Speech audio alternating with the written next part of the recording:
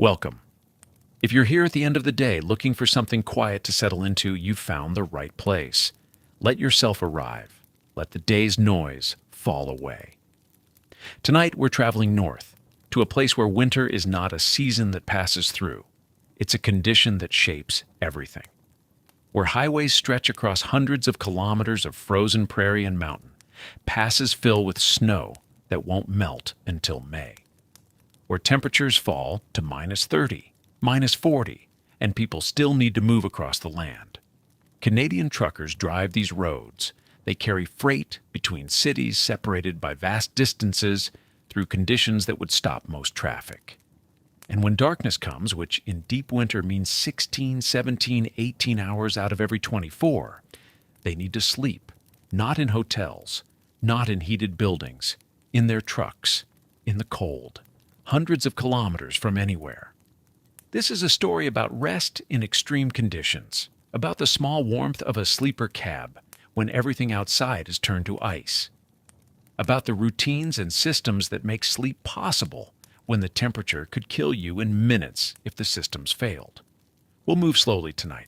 There's no urgency here, just the steady rhythm of life on frozen highways and the quiet moments when the day's driving ends and a trucker prepares for another night in the cold. So settle in. Let's begin. The Canadian prairies in winter are a study in distance and exposure. Highway 1, the Trans-Canada, crosses Manitoba, Saskatchewan, and Alberta in a line that stretches more than 2,000 kilometers. For much of that distance, the road moves through flat agricultural land that offers no shelter from wind. Towns appear every 100 kilometers, sometimes every 200. Between them, nothing but fields and sky. When winter arrives, this landscape empties. The wind comes down from the Arctic unobstructed. Temperatures fall to -20, -30, -40 degrees Celsius. The cold is not weather, it's architecture. It shapes everything. How fast you can drive, how long you can stay outside, where you can safely stop. Truckers describe crossing these sections as navigating an ocean. The horizon disappears during snowfall. Sky and ground become a single white plain. The highway beneath you and the painted line beside you are the only references.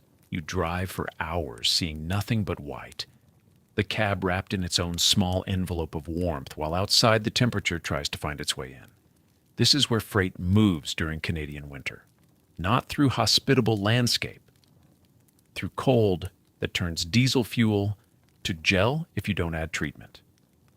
Through wind that rocks a fully loaded truck, through whiteout conditions where visibility drops to 20 meters and you navigate by memory and the faint presence of the roadbed beneath your tires. The mountain highways present different geometry but similar isolation. The Trans-Canada through British Columbia climbs into the Rockies through Rogers Pass and the Coquihalla Highway. These routes gain and lose elevation rapidly. Weather changes with altitude. A trucker leaving Vancouver in rain can be driving through blizzard conditions 2 hours later at 1,200 meters elevation, then descend into clear cold on the eastern slope. The passes close during the worst storms. Avalanche control work stops traffic. Ice builds on steep grades. Truckers chain up in designated areas, wrapping their tires in steel, then climb slowly through conditions where one mistake means sliding off the road. And when you stop for the night in these elevations, you stop in cold that feels different from prairie cold, heavier somehow. The darkness in mountain valleys is absolute. No distant town lights, just forest and rock and the knowledge that you're surrounded by terrain that contains weather systems within itself. The northern highways push even further into isolation. Highway 16, the Yellowhead, runs west from Winnipeg through Saskatchewan and Alberta into British Columbia, serving communities that depend entirely on trucking for supplies. Highway 11 cuts north into forestry and resource territory. These routes see less traffic. Towns are smaller and farther apart. In December and January, daylight lasts only 6 or 7 hours. You start driving in darkness before dawn. The sun rises late, crosses the southern horizon in a low arc, and sets by mid-afternoon, then darkness again for the long evening and night. Truckers on these routes describe the psychological weight of extended darkness. The highway becomes a tunnel of headlight illumination moving through black. You see only what the lights show you: pavement, snow, the reflective eyes of animals at the roadside. The world beyond that cone of light is unknowable. You sense the forest or the open prairie, but you can't see it. You navigate by instruments and feel. This is the context for sleep. Canadian trucking routes don't follow corridors of dense services like American interstates. A trucker crossing Saskatchewan might pass 3 suitable rest areas in 500 kilometers. Maybe 4 truck stops with real facilities. Between them, the highway simply continues through empty land. Planning where to stop isn't casual. It requires thinking ahead, calculating hours of driving against fatigue limits, checking weather forecasts for the route ahead, identifying which towns or rest areas will align with when you'll need to stop. In summer, miscalculation means pulling into an uncomfortable spot. In winter, miscalculation can mean searching for somewhere safe as darkness falls and temperature drops, and fatigue makes decision-making harder. The distance between help matters in ways it doesn't in milder conditions. If your truck breaks down on a summer highway, it's inconvenient. In minus 35 degrees, it's dangerous. You can't walk to the next town. It might be 40 kilometers away and you die of exposure. You can't wait indefinitely for help. Even inside the cab, without the engine running, the cold will penetrate. Truckers carry emergency supplies for this reason: extra blankets, food, water, communication equipment. But everyone knows the real safety is prevention. Maintaining your truck so it doesn't break down, choosing rest stops wisely, never pushing into conditions that exceed your equipment or experience. This awareness creates a particular alertness, not anxiety. Most veteran truckers are calm to the point of appearing bored. But a constant low-level attention to systems, to conditions, to the relationship between where you are and where safety exists. You listen to your engine differently in winter. You watch your gauges more carefully. You notice small changes in how the truck handles, in how the wind hits the trailer, in the texture of the highway surface under your tires. Winter trucking in Canada means accepting that the environment is fundamentally hostile. That warmth is something you carry with you in the form of fuel, insulation, and functioning machinery.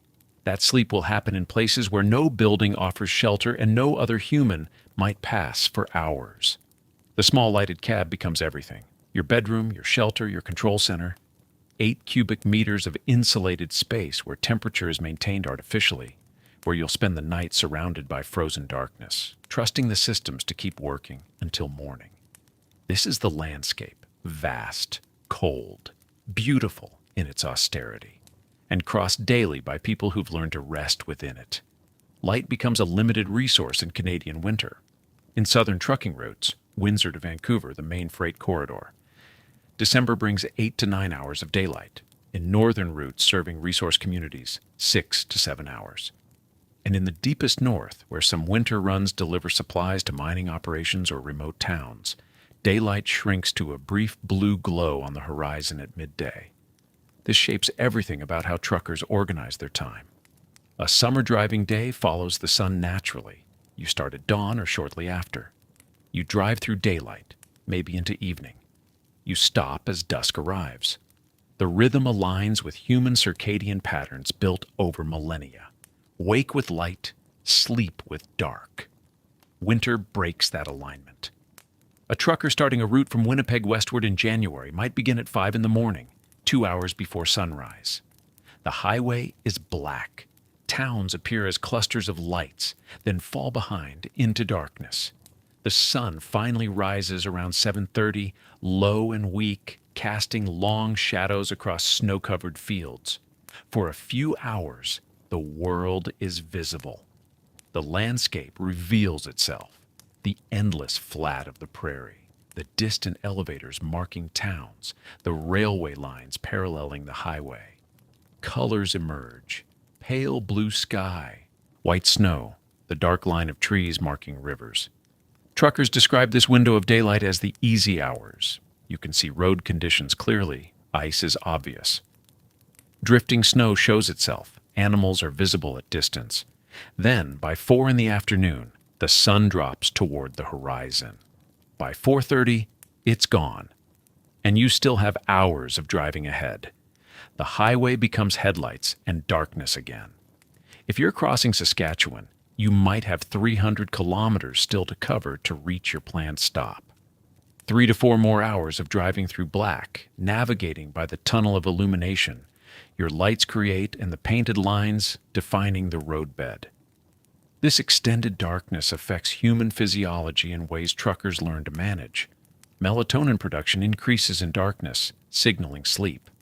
But you need to stay alert, so you fight your biology. Experienced drivers develop strategies, keeping the cab cooler than comfortable to maintain alertness, drinking coffee time strategically, opening windows briefly to let cold air shock the system, maintaining conversation on CB radio to stay engaged. But the fatigue builds differently than summer fatigue. It's not just physical tiredness from hours of driving. It's neurological, the strain of maintaining concentration when your brain is receiving darkness. Signals that say rest, truckers describe it as a weight that settles over thinking. You're not sleepy exactly, just heavy. Processing information a half-second slower, finding that the white lines blur if you don't consciously focus. This is why the decision about when to stop becomes critical. Push too long into darkness and fatigue, and your judgment degrades. You miss signs. You react slowly to changes in road conditions. The risk compounds.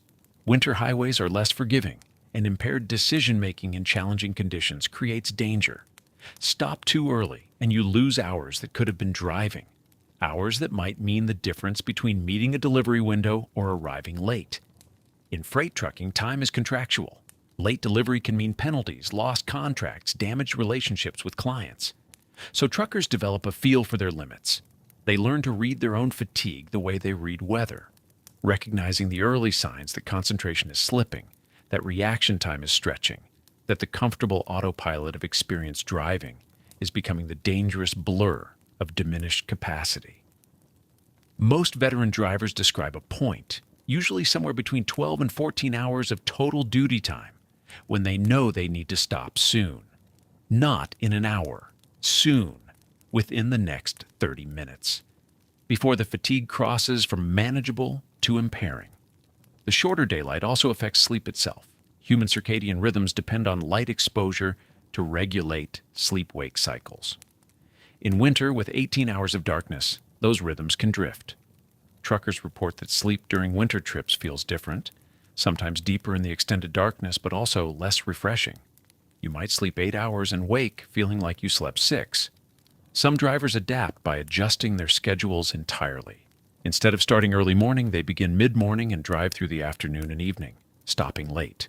This means driving during all available daylight hours, then continuing into darkness when they're still relatively fresh, stopping only when fatigue demands it. Others try to align their rest periods with the deepest darkness, sleeping from evening through early morning, then waking to drive the dawn and morning hours when light returns. This feels more natural to human biology, but it doesn't always align with delivery schedules or traffic patterns. There's also the psychological dimension of darkness. Extended darkness changes how space feels. During summer, you're aware of the landscape even when you're not actively looking at it. You sense the openness of prairie or the enclosure of forest through peripheral vision and ambient light. In winter darkness, that awareness collapses. The world shrinks to what the headlights show. Everything else is void.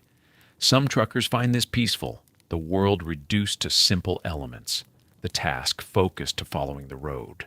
Others find it oppressive, particularly on multi-day routes where you might see full daylight for only a few hours across 3 or 4 days of driving. The darkness also affects social rhythm. Truck stops and rest areas that bustle with activity in summer can feel almost abandoned in winter evenings. Fewer trucks on the road means fewer people stopping. The usual casual conversations in parking lots don't happen. It's too cold to stand outside talking. People move quickly from truck to building and back, minimizing exposure. Inside the truck, evening arrives early and lasts long. By 5 o'clock, it's full dark. If you're stopped for the night, you have 12 or 13 hours of darkness ahead. That's a long time to occupy in a small space. Too long to just sleep even for people tired from driving. So truckers develop evening routines to fill the dark hours. Some read books, tablets, phones. Some watch downloaded movies or streaming content where cell signal exists. Some cook simple meals on portable burners, turning the sleeper cab into a temporary kitchen.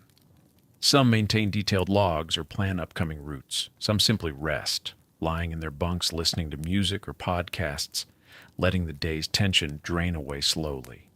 The extended darkness also changes the quality of sleep when it comes. Without the natural light cues of dawn, waking becomes dependent on alarms or internal timing. Some truckers report sleeping through their alarm occasionally in winter. The body simply doesn't receive the light signals that usually facilitate waking. Others find they wake repeatedly through the night, their circadian rhythm confused by the darkness that persists regardless of actual time. But there's also something primal about sleeping in winter darkness. The long night feels ancestral, the way humans slept for millennia before artificial light, when winter darkness meant withdrawing into shelter and warmth. In the small, insulated space of the sleeper cab, surrounded by cold and dark, sleep can feel deeper and more complete than summer sleep. The absence of stimulation, no light leaking in, minimal sound except wind and the truck's systems, creates conditions almost like sensory deprivation. Some truckers describe their best sleep happening in winter, despite the challenges. The darkness wraps the cab completely. The cold outside makes the warmth inside feel more secure. The isolation means no disturbances. You settle into your bedding aware that until you choose to wake, nothing will interrupt. The world has withdrawn into winter, and you've withdrawn with it. Morning, when it comes, reveals itself slowly. In the deep dark, you might wake at 5 or 6 a.m. and need to check your phone to confirm the time. Nothing outside indicates dawn yet. You lie in the warmth of your bedding, the cab still dark, the heater cycling, no urgency yet to face the cold. Then gradually, almost imperceptibly, the quality of darkness outside changes. The blackness becomes deep blue. Shapes begin to separate from the void. The outline of trees if you're in forested area, the faint horizon line if you're on open prairie. The stars fade as the sky brightens. And finally, the sun itself, rising late and reluctant, bringing a pale light that will last only a few hours before the cycle turns again toward darkness. This is the rhythm of winter trucking. Hours of darkness, brief light. A fatigue managed carefully. Sleep taken when and where conditions allow. The long night outside, the small warmth inside, and the knowledge that tomorrow will follow the same pattern, and the day after, through the slow months when winter holds the land in cold and dark and doesn't let go. The truck sits idling in the rest area as morning light spreads across frozen ground. Inside the cab, a driver is awake now, dressed, drinking coffee from a thermos. Outside, he'll walk around the truck in a few minutes, checking tire pressure and clearing ice from mirrors. Then he'll ease back onto the highway, joining the scattered flow of freight moving across the winter landscape. Another night has passed in the cold. Another morning has arrived. This is the rhythm that continues through the winter months. Thousands of truckers crossing frozen highways, stopping when darkness and fatigue demand, sleeping in the small warmth they carry with them, then driving on. The systems that make this possible are simple: insulation, fuel, heat, experience. But together, they allow human rest in conditions that would otherwise be lethal.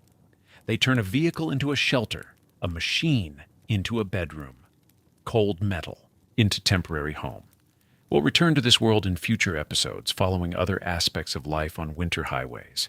For now, let these images settle. The vast frozen prairie, the small lighted cab, the steady hum of systems maintaining warmth through the long dark. Thank you for spending this time here. Rest well. The decision about where to stop begins hours before the truck actually pulls over. By mid-afternoon, even in the shortened winter day, a driver is calculating how many hours of light remain, How many kilometers to the next known rest area? What the fatigue feels like, manageable or building towards something more serious. What the weather forecast suggests about conditions after dark. There are legal limits. Hours of service regulations dictate maximum driving time, but winter imposes additional constraints that no regulation captures. Darkness comes early. Fatigue arrives faster in cold weather, the body working harder simply to maintain temperature. The concentration required to navigate ice and blowing snow depletes energy more quickly than summer highway driving. So the planning begins. A driver checks the distance to familiar stops. The truck stop at the edge of Winnipeg, the rest area 80 kilometers west of Medicine Hat, the wide pullout before the climb toward Rogers Pass. These locations exist in memory as known quantities, places where the ground is firm, the wind manageable, the sight lines adequate. But distance must be weighed against current conditions. If snow is falling and forecast to worsen, stopping earlier becomes prudent. If fatigue is building and the next rest area is still 3 hours away, alternative locations must be considered. If wind is already strong and forecast to intensify, finding shelter behind a tree line or road cut matters more than reaching an official stop. The calculation is continuous, updated with each weather report. Adjusted as the body's signals change, refined by looking at the landscape and assessing what it offers. Reading the available information modern technology provides data previous generations lacked. Smartphone weather apps show hour-by-hour forecasts. Road condition websites report closures and advisories. CB radio carries real-time reports from other drivers about what conditions are actually like 50 kilometers ahead. But the most reliable information comes from the windshield. How the snow is falling, whether it's blowing across the road or dropping straight down. How the wind is moving, steady or gusting. Whether ice is forming on the mirrors. How visibility is changing as afternoon becomes evening. Experienced drivers synthesize all of it. The forecast says light snow, but the clouds look heavy and are moving fast. The radio reports good conditions, but the pavement is already developing that particular sheen that indicates black ice forming. The app shows temperatures holding steady, but the thermometer in the cab is dropping faster than predicted. This synthesis determines not just where to stop, but when, and whether stopping at all is safer than continuing to a better location.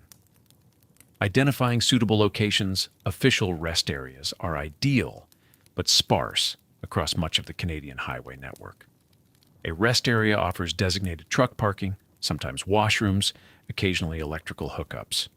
The ground is engineered to support heavy vehicles. Plowing is regular, but rest areas can be 200 kilometers apart. Between them, drivers learn to identify suitable alternatives, a wide shoulder with gravel base rather than soft earth. A pullout that's been used before, packed snow showing where other trucks have stopped, a service road entrance with space to pull entirely off the traveled portion. The assessment happens quickly. Ground firmness matters. Soft shoulders mean a loaded truck can sink, especially if temperatures rise slightly and ground thaws. Level parking matters. Sleeping on an incline is uncomfortable and cargo can shift. Sight lines matter. Being visible to approaching traffic prevents collisions with snowplows or vehicles sliding on ice. In mountain areas, additional factors apply. Avalanche zones must be avoided. Valleys where cold air settles can see temperatures 10 degrees lower than hillsides just above. Areas where wind funnels through passes can rock a truck violently enough to prevent sleep. Truckers develop encyclopedic knowledge of specific locations. The pullout before the climb where 3 trucks can fit. The rest area with the tree line on the north side that blocks wind. The wide spot near the way station that gets plowed regularly because inspection officers use it. This knowledge is accumulated over years and shared within the community. The shared geography CB radio carries constant information exchange. A driver stopped at a location reports conditions. Another driver 80 kilometers behind adjusts plans accordingly. Someone warns that a particular rest area is full.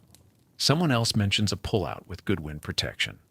Online forums and social media groups extend this sharing. Truckers post about locations with cell reception, places where snow accumulation is manageable. spots to avoid because plowing is irregular. Photographs show what a location looks like, helping others recognize it in darkness or whiteout conditions.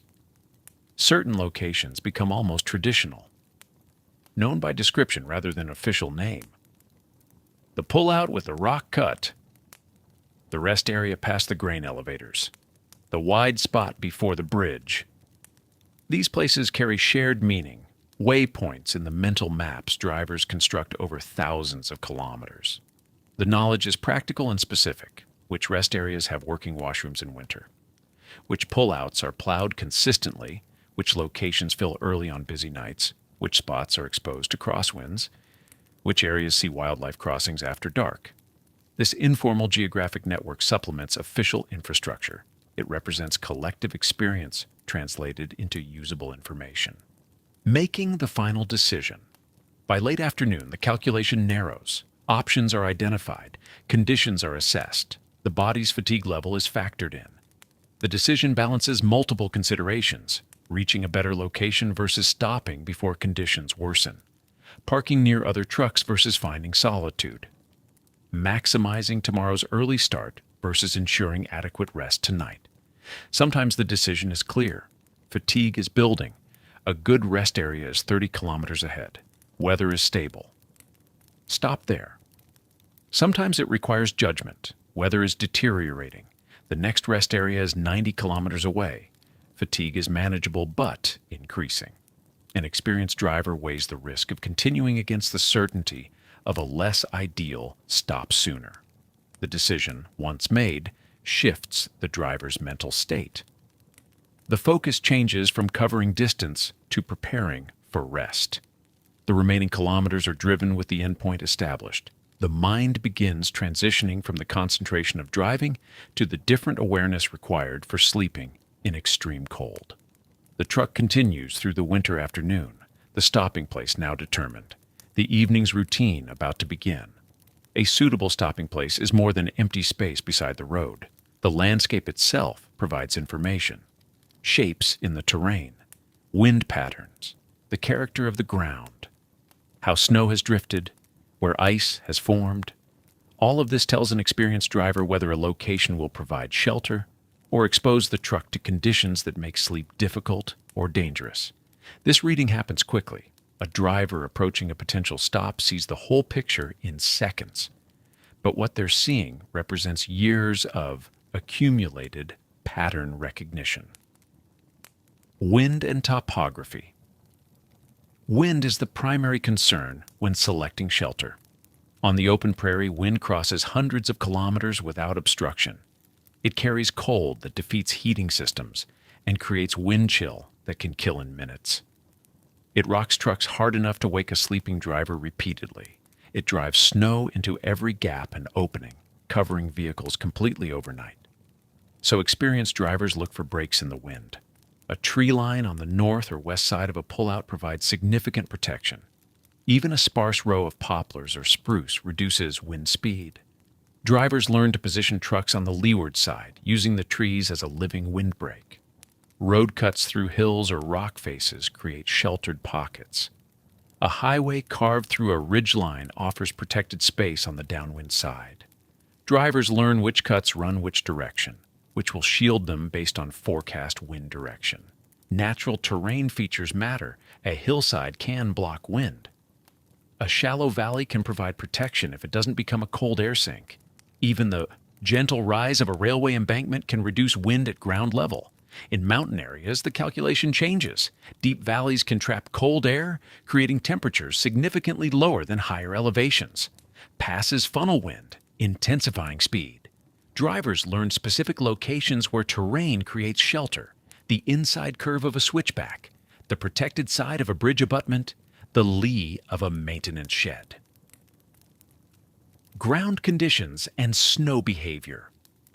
What lies beneath the snow determines whether a truck will rest on firm support or sink into mud.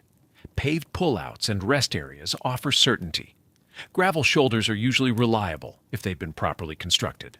But soft shoulders, especially those with clay or organic soil underneath, can become problems if temperatures fluctuate and the ground thaws slightly.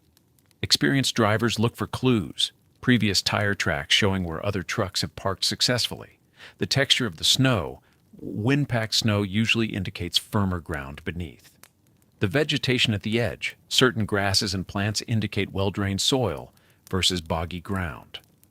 Snow accumulation patterns tell their own story.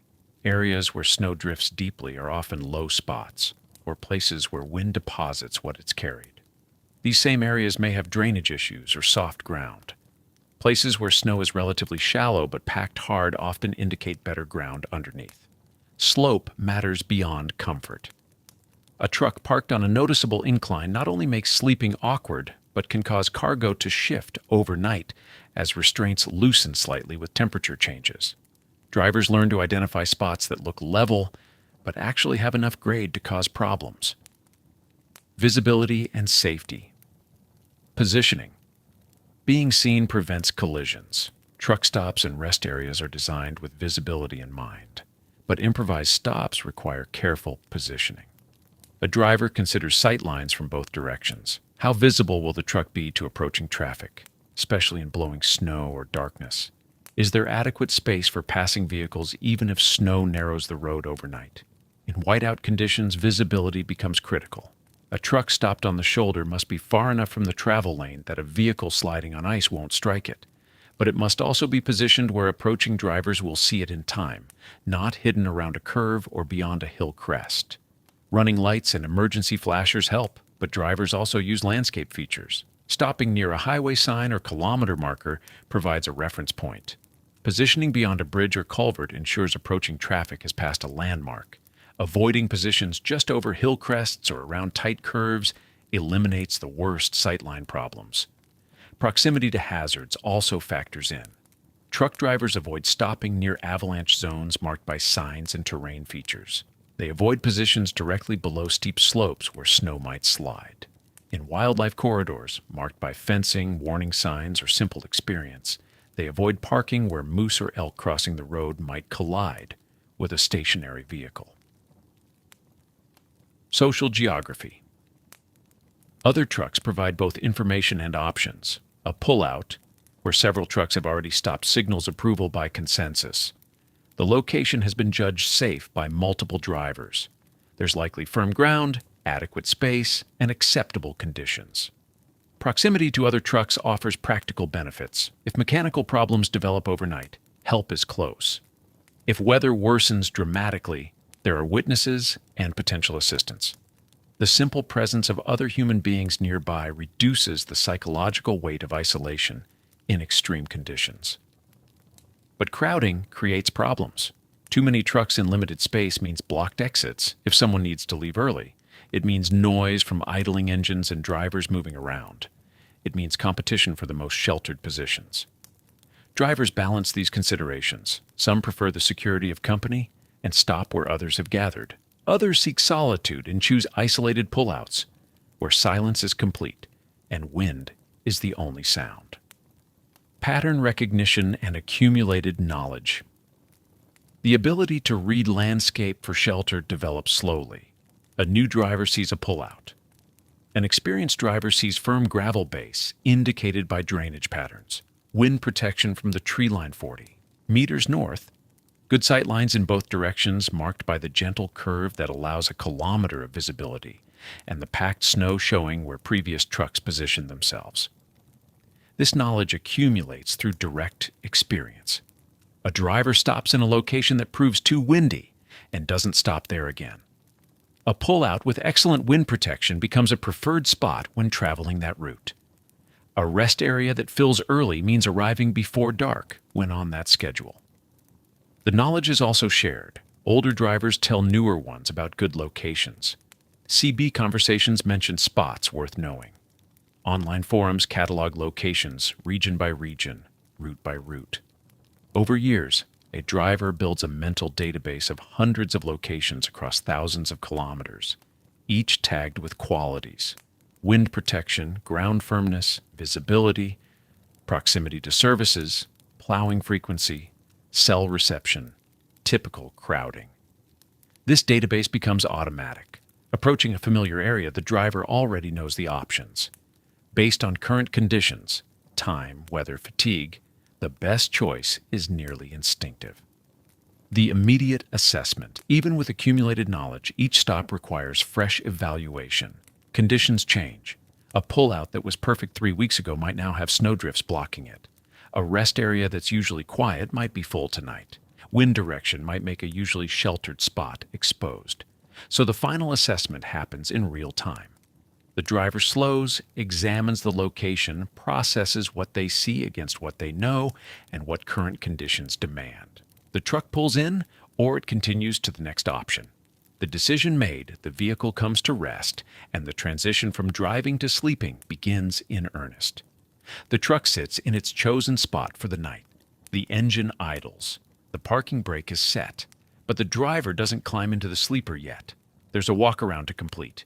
This happens every night, in every season, but winter makes it matter more. Cold changes everything about a truck. Rubber stiffens, metal contracts, fluids thicken. Systems that worked perfectly at noon can fail by midnight if temperatures drop far enough. So before rest, there's inspection. The driver pulls on insulated gloves, zips the parka fully closed, and steps down from the cab into air that might be minus 30 degrees Celsius or colder. The door closes with a solid thunk. Vapor trails from each exhale. The walk-around always follows the same pattern, clockwise around the entire vehicle, every major system, every potential problem. It starts at the front. The driver checks both headlights, running lights, and marker lights.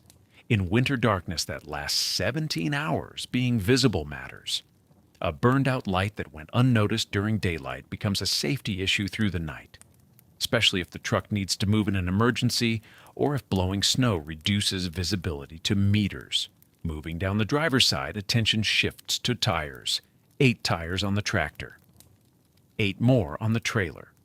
Sometimes more, depending on configuration. The driver doesn't just glance. Each tire gets examined, looking for proper inflation, cold air contracts, dropping tire pressure. A tire that measured correctly in warmer afternoon air may be significantly underinflated by evening. Looking for cuts, embedded debris, unusual wear patterns. Looking for ice buildup in the wheel wells that could interfere with steering or create imbalance. Underinflated tires in extreme cold can fail. The rubber becomes less flexible.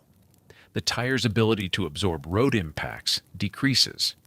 A tire that would survive a pothole at normal pressure might blow at reduced pressure in minus 35 degrees Celsius temperatures. So the driver crouches beside each wheel, sometimes pressing a gloved hand against the sidewall, feeling for firmness. Experienced hands know what proper inflation feels like.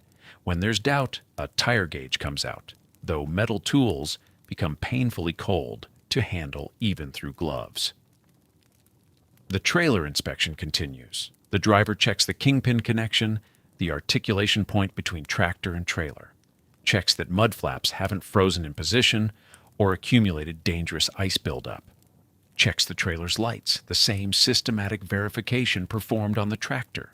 At the rear of the trailer, the driver examines the doors or cargo securing system. Load straps get checked for tension. In cold, some materials contract. A strap that was properly tensioned this morning might have loosened slightly. Cargo that shifts during night creates problems in morning. Balance issues, potential damage, possibly regulatory violations if discovered at a weigh station. The return route up the passenger side repeats the process. More tires, more lights, more visual scanning for anything abnormal. Back at the tractor, the driver checks fluid levels when possible. Diesel fuel level, critical information. The calculation: how much fuel for idling through the night, plus reserve for morning warm-up, plus enough to reach the next fuel station. Running out of fuel in winter isn't just inconvenient. It means the engine stops, the heat stops.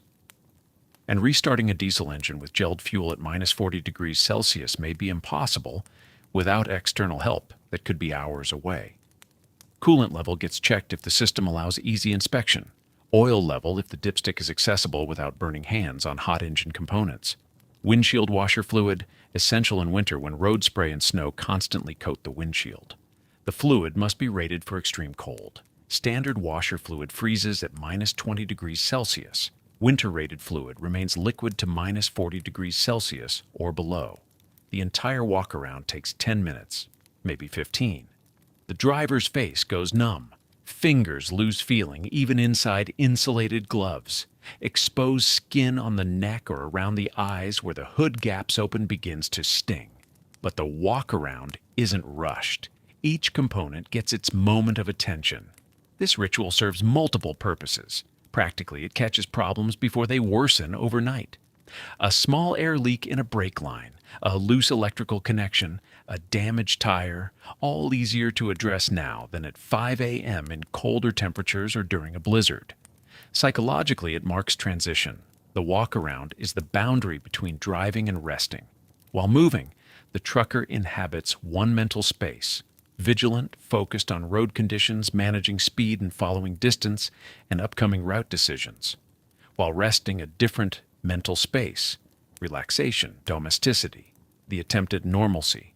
The walk-around separates these states. It's also meditation of a sort. Familiar movements performed in sequence, the same pattern followed night after night, becomes almost automatic. Hands know what to check. Eyes know what to look for.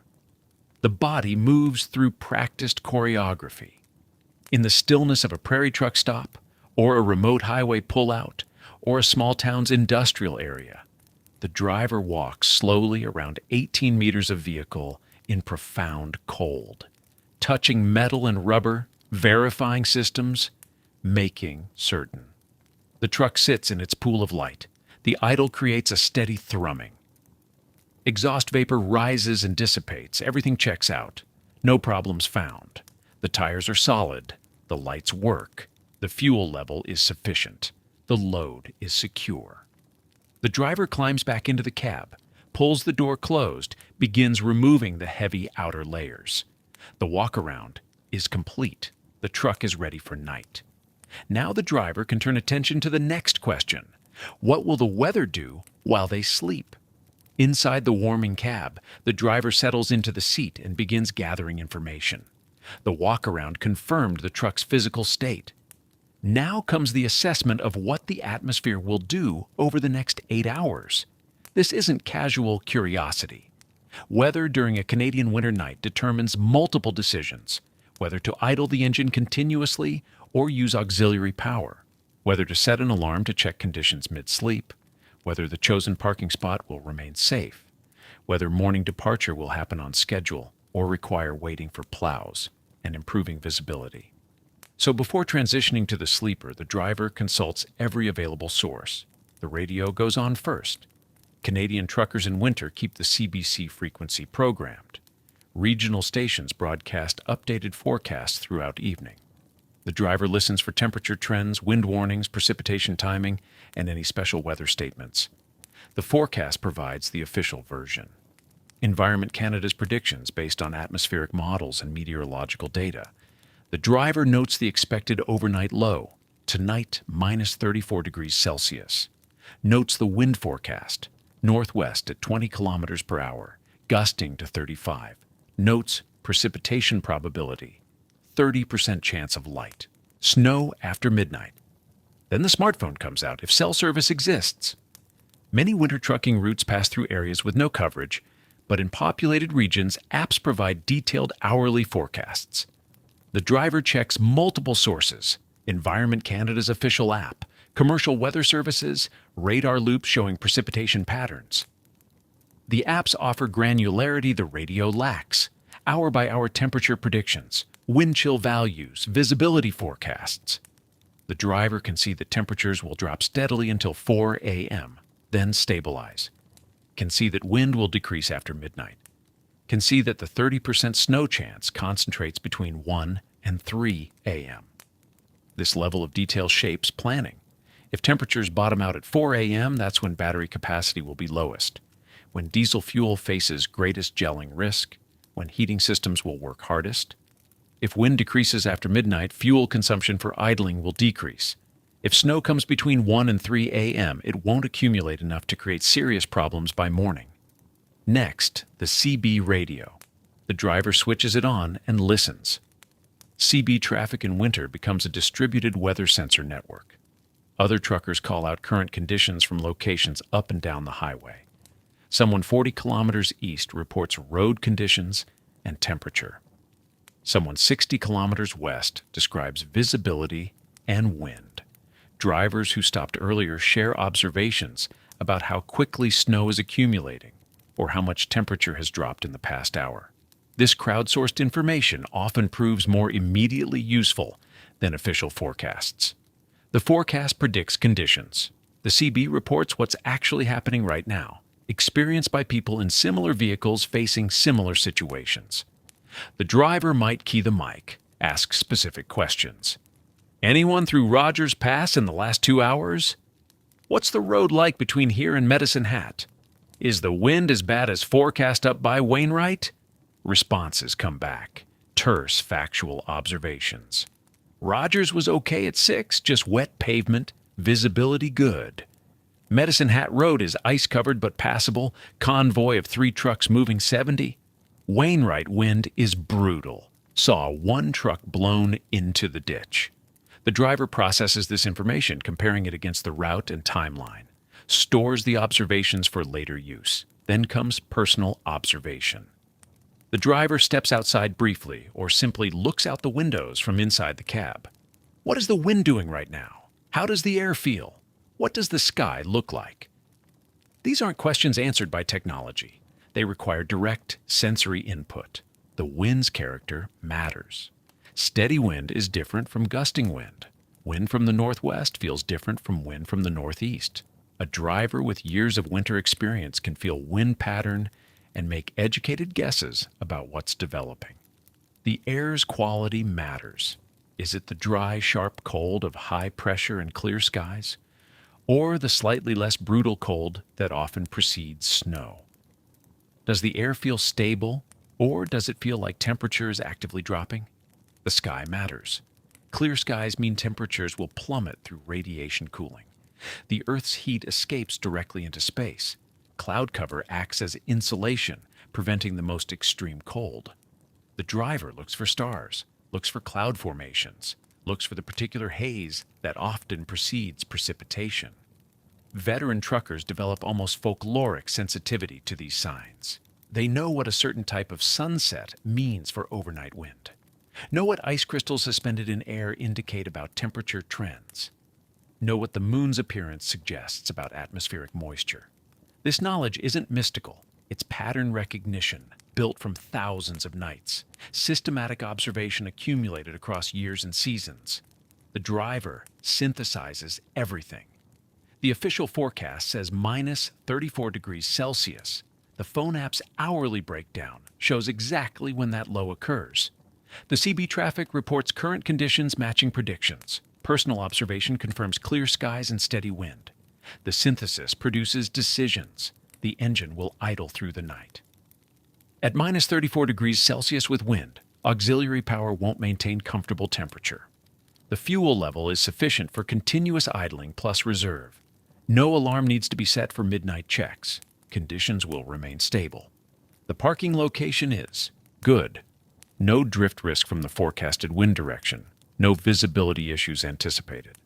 Morning departure should proceed on schedule unless the 30% snow chance produces more accumulation than expected. The driver makes notes, mental or written. Checks one more time that the phone is charging, that the CB volume is set to wake them if urgent traffic comes through, that the radio alarm is set for morning weather update. All the information is gathered, all the sources consulted. The night's atmospheric behavior has been predicted as accurately as available tools allow. What happens next is out of the driver's control.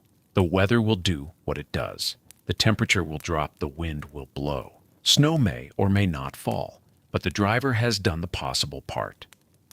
Has collected data, made assessments, planned accordingly. The weather check is complete. The transition towards sleep continues.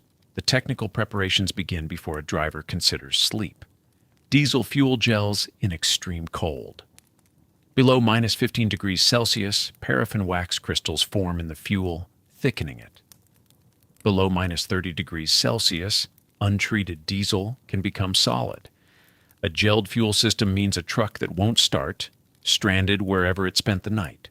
So winter fuel contains additives that depress the gel point, and drivers add supplementary anti-gel compounds as temperatures drop. The evening routine includes checking fuel tank levels, not just for quantity, but because fuller tanks have less airspace where condensation can freeze. Fuel filters receive particular attention. These contain the first point where gelling occurs. Some trucks have fuel line heaters that keep diesel warm enough to flow. Drivers verify these are functioning before shutdown. On older trucks without such systems, there are other measures: wrapping fuel lines and insulation, parking to position fuel tanks away from prevailing wind or in extreme conditions, mixing kerosene into diesel to thin it. Battery capacity drops in cold. A battery that performs perfectly at 20 degrees Celsius delivers perhaps half its cranking power at minus 30 degrees Celsius.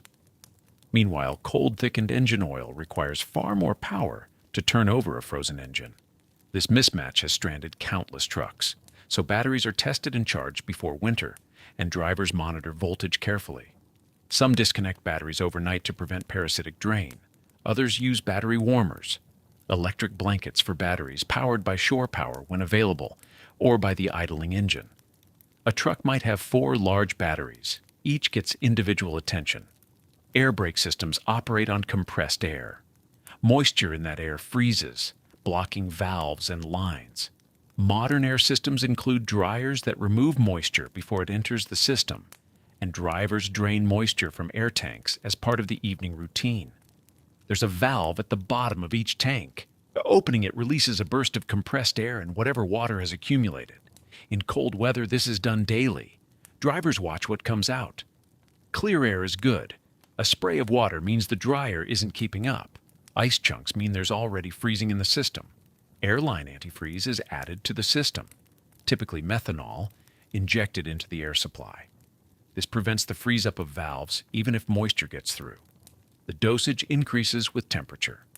A driver heading into minus 40 degrees Celsius conditions adds more than one facing merely minus 20 degrees Celsius. This isn't guesswork. There are charts. Veterans know the ratios from repetition. Engine block heaters are standard equipment. These are electric heating elements installed in the engine block, keeping coolant and metal warm enough that morning starts don't strain components, but they require electricity. At equipped truck stops, drivers plug into shore power, industrial outlets providing 110 volts.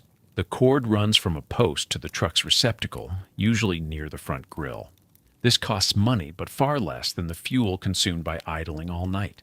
When shore power isn't available, the block heater is useless, and idling becomes necessary. Coolant condition matters in ways it doesn't during summer. Antifreeze concentration must match expected temperatures. A 50-50 mix of ethylene glycol and water protects to about minus 37 degrees Celsius. Colder conditions require higher antifreeze concentration. Drivers test this with a refractometer or test strips, checking the freeze point. Radiator caps are verified tight. Coolant loss overnight, even a small amount, creates air pockets that reduce heating efficiency and risk freeze damage. Oil viscosity changes with temperature. The 15W40 oil that flows easily in summer becomes sluggish in winter. Many truckers switch to 5W40 or synthetic oils formulated to remain fluid at extreme temperatures. This changeover happens before winter arrives, but drivers verify oil level and condition as part of evening checks. A truck low on oil faces both mechanical risk and harder cold starting. Windshield washer fluid must be rated for temperature. Summer fluid freezes around minus 7 degrees Celsius. Winter fluid remains liquid to minus 40 degrees Celsius or below. A frozen washer reservoir isn't critical to starting the truck, but it becomes critical when road spray coats the windshield and there's no way to clear it. Drivers verify fluid level, and if there's doubt about its freeze rating, drain and replace it. Electrical connections receive inspection. Cold makes plastic brittle and contracts metal. A connection that's fine at moderate temperature can separate or crack in extreme cold. Battery terminals are checked for tightness and corrosion. Wiring harnesses are visually scanned for damage. A failed connection might mean no start, or it might mean a heating system that won't run. Both serious problems when morning comes. tire pressure drops as temperature falls. For every 10 degrees Celsius decrease, tire pressure drops roughly 7 kilopascals. Tires properly inflated at minus 5 degrees Celsius can be significantly underinflated at minus 35 degrees Celsius. Underinflated tires risk damage and make the truck harder to move from a standstill. Some drivers adjust pressure in anticipation. Others simply verify that tires aren't already low before facing additional overnight pressure loss. Exhaust systems must be clear. A truck parked in deep snow can have its exhaust pipe blocked by drifting overnight. If the engine is running, carbon monoxide can back up into the cab through any air leak. Before settling for the night in heavy snow, drivers verify exhaust outlet clearance and sometimes position the truck so prevailing wind will keep snow from accumulating at the rear. These tasks are methodical, not hurried. Each takes a few minutes. Together, they might require half an hour. In minus 30 degrees Celsius darkness, wearing insulated coveralls and heavy gloves, a driver moves around the truck's exterior, crouching to check tanks and valves, opening compartments to verify connections, running gloved hands along lines and hoses, feeling for damage or ice. Headlamp beams catch the vapor of breath. Metal surfaces conduct cold even through gloves. This work receives no recognition. It doesn't appear in logbooks. But it's the difference between a truck that starts in the morning and one that doesn't, between a safe night and a dangerous one. Veterans perform these checks automatically, muscle memory built over years. The sequence becomes ritualized, each step triggering the next. By the time preparations are complete, the truck is as ready as physics and available technology allow. What happens overnight? How far temperature drops? Whether snow drifts block critical areas? Whether equipment performs as designed? Lies beyond control. But the driver has done what can be done. The engine runs. The question is whether it will run through the night. This decision balances fuel cost against cold, noise against warmth, wear against necessity. There's no universal answer. The calculation changes with temperature, fuel reserves, location, truck equipment, and personal tolerance. An idling diesel engine consumes fuel, even producing no movement. Consumption varies by engine size and load, but a heavy truck at idle burns roughly 1 to 4 liters per hour. Through a 12-hour night, that's 12 to 48 liters gone. At current diesel prices, this represents significant expense. Over a winter of such nights, the cost accumulates. But that fuel purchases several things. It keeps the engine warm enough to start in the morning without strain. It generates waste heat that warms the cab. It maintains battery charge. It keeps fuel from gelling in the tank and lines. It runs the truck's electrical and heating systems without draining batteries. These aren't luxuries when facing minus 35 degrees Celsius darkness. The alternative is shutting down and relying on auxiliary systems. Some trucks have auxiliary power units, small diesel generators that provide electrical power and heat using far less fuel than the main engine. A properly functioning APU might consume half, a liter per hour, while maintaining cab temperature and running lights and devices. Over a night, this saves substantial fuel and eliminates the vibration and noise of the main engine. But not all trucks have APUs. They're expensive equipment. More common on newer long-haul trucks than older or short-haul vehicles. Many Canadian truckers operate without them, which makes idling the primary option for overnight heat. There's another alternative, simply shutting everything down and relying on bedding and personal warmth. This is viable to certain temperature thresholds. At minus 10 degrees Celsius, bundled in a good sleeping bag inside the insulated sleeper cab, a person remains warm through the night. At minus 20 degrees Celsius, it becomes less comfortable, but still survivable. At minus 30 degrees Celsius, it requires serious cold weather gear and multiple layers. Below minus 35 degrees Celsius, it becomes dangerous without external heat. The cab will equalize toward outside temperature. Anything liquid will freeze. Breathing moisture creates frost on interior surfaces, so the decision begins with temperature forecast. If overnight lows will reach minus 25 degrees Celsius or below, most drivers idle or run APUs. The risk of not doing so outweighs the fuel cost. Between minus 15 degrees Celsius and minus 25 degrees Celsius, the decision becomes more nuanced, influenced by other factors. Above minus 15 degrees Celsius, many shut down completely and rely on bedding. Fuel quantity matters.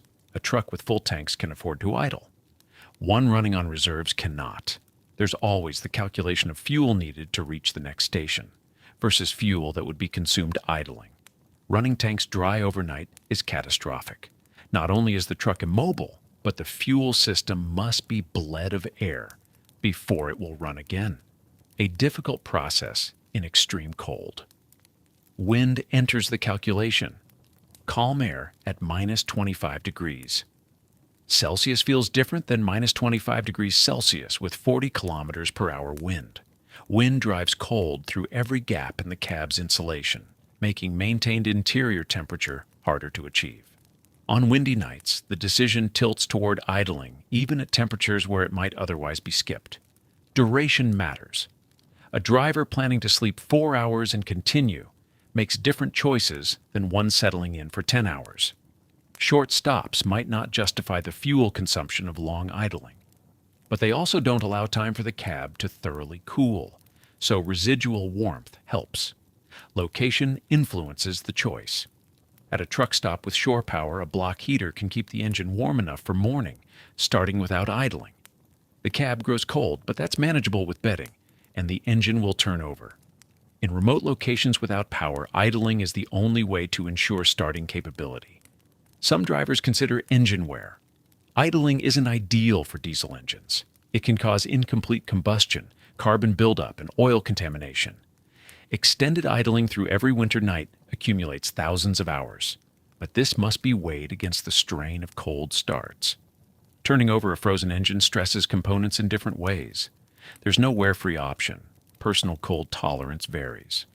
Some drivers bundle up and sleep comfortably in unheated cabs down to minus 20 degrees Celsius. Others run heat even at minus 5 degrees Celsius. Experience teaches individual limits. A person who slept through 100 winter nights knows what they can endure and what crosses into misery or danger. Noise is another factor. An idling engine produces steady vibration and sound. In the sleeper cab, this is somewhat muffled but never absent. Some people find it soothing, a mechanical lullaby confirming the truck is functioning. Others find it prevents deep sleep. APS are quieter but still audible. Complete shutdown brings silence, or rather, brings the sounds of wind and cold, and the occasional crack of contracting metal. The decision is made in the last minutes before settling into the bunk. Weather forecast checked, fuel gauge noted, outside temperature observed, wind assessed, available power options reviewed. Then a choice: leave the engine running at low idle or turn the key and commit to the night without it. Most winter nights below minus 20 degrees Celsius, engines idle. It's the conservative choice, the safe choice, the choice that minimizes morning problems. The sound becomes part of the night. The fuel gauge drops slowly. The cab stays warm. The truck remains ready. The sleeper cab is a capsule within a capsule. 2 meters wide, 2 meters deep, 2 meters tall. Approximately 8 cubic meters of air separated from the outside world by layers designed specifically to hold back Canadian winter. The construction is deliberate. The exterior skin, aluminum or fiberglass, sheds wind and precipitation. Beneath it, insulation material fills the cavity between outer and inner walls. Foam or fiberglass batting, dense enough to trap air, creating dead space where heat cannot easily escape.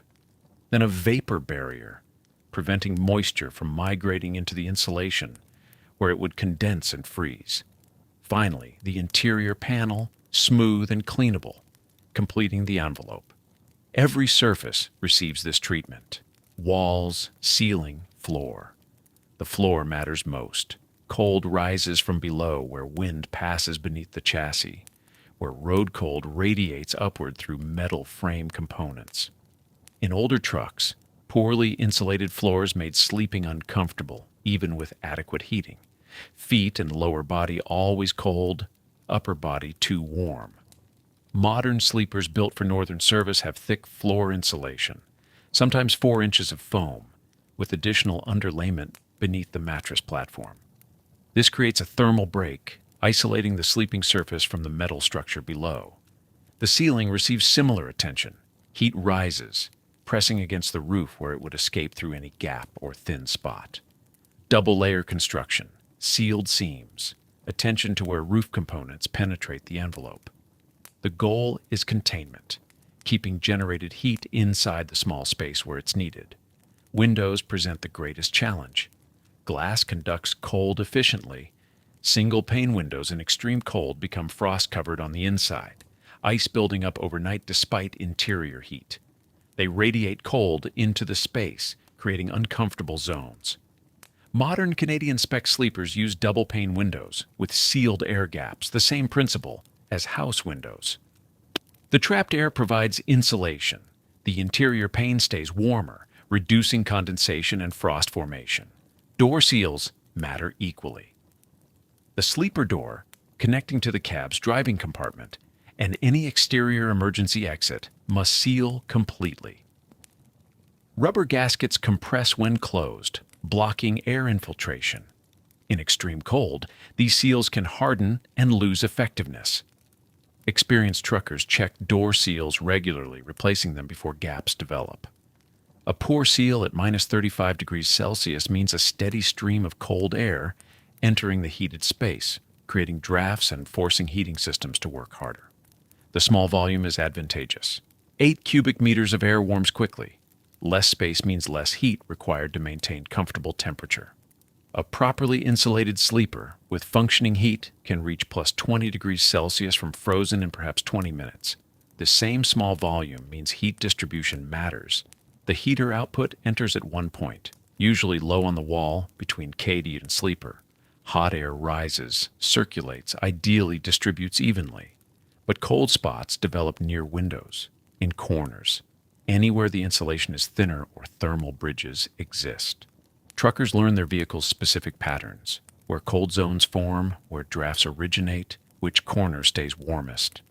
This knowledge guides decisions about bedding placement, where to position themselves for sleep, whether to hang additional barriers to direct airflow. The evolution of these spaces reflects decades of experience. Trucks built in the 1980s and early 1990s had minimal sleeper insulation.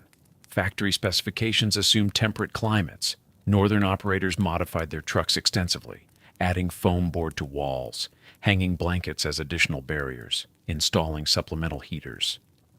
The sleeper was an afterthought, minimally functional, requiring owner investment to become genuinely livable in winter.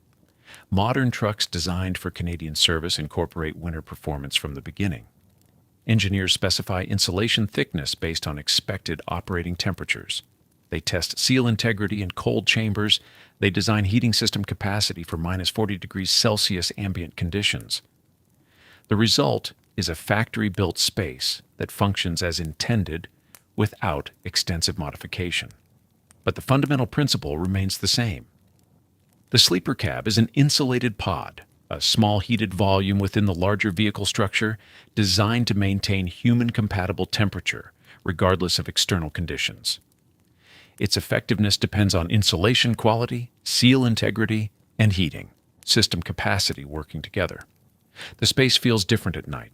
With the engine idling or the diesel heater running, the cab maintains steady temperature.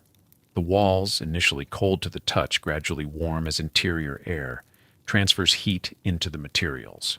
After an hour, interior surfaces reach equilibrium. Not hot, but no longer conducting cold inward. The space settles into thermal stability. This stability is what allows sleep. The body can relax without fighting constant cold.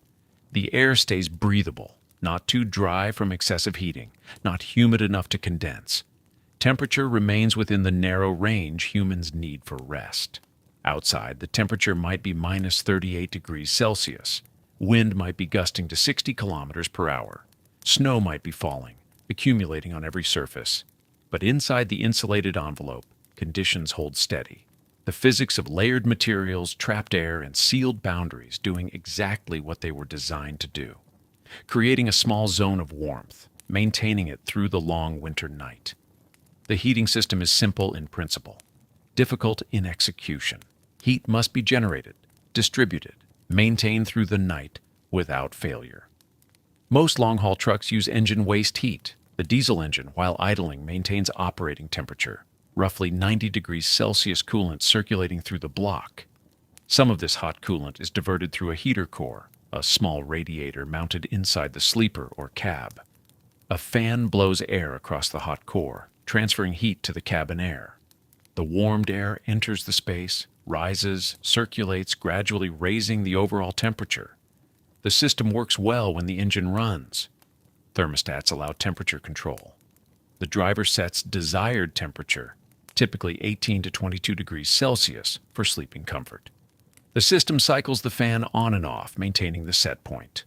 At moderate winter temperatures, -15 to -20 degrees Celsius outside, the system maintains interior comfort easily. At extreme cold, the physics become less favorable. When outside air reaches -35 or -40 degrees Celsius, heat loss through the cab envelope increases dramatically. Even with good insulation, heat conducts outward through every surface. Windows, despite being double pane, radiate cold inward. Seals that perform adequately at -20 degrees Celsius may allow slight air infiltration at -40 degrees Celsius. The heater core, designed for a certain thermal load, may run continuously without quite achieving the desired interior temperature. The engine idle becomes critical. An idling diesel produces less heat than one under load. At very low ambient temperatures, the engine itself can struggle to maintain operating temperature while idling, especially if Arctic winds flow through the radiator. Some trucks have winter fronts, covers that partially block radiator airflow, helping the engine retain heat. Without these, the engine may run cooler than optimal, reducing heater output. Diesel-fired heaters provide an alternative. These auxiliary heaters, Webasto and Espar, are common brands. Burn diesel fuel directly in a small combustion chamber, using the heat to warm air without running the main engine. A small fan circulates heated air into the sleeper. The units are compact, efficient, surprisingly quiet. They cycle on and off based on thermostat input, maintaining set temperature while consuming far less fuel than idling the main engine. The sound is distinctive, a whooshing ignition as the unit lights. A soft roar during operation, air being heated and pushed through small ducts. Then silence as the thermostat is satisfied, and the unit cuts off.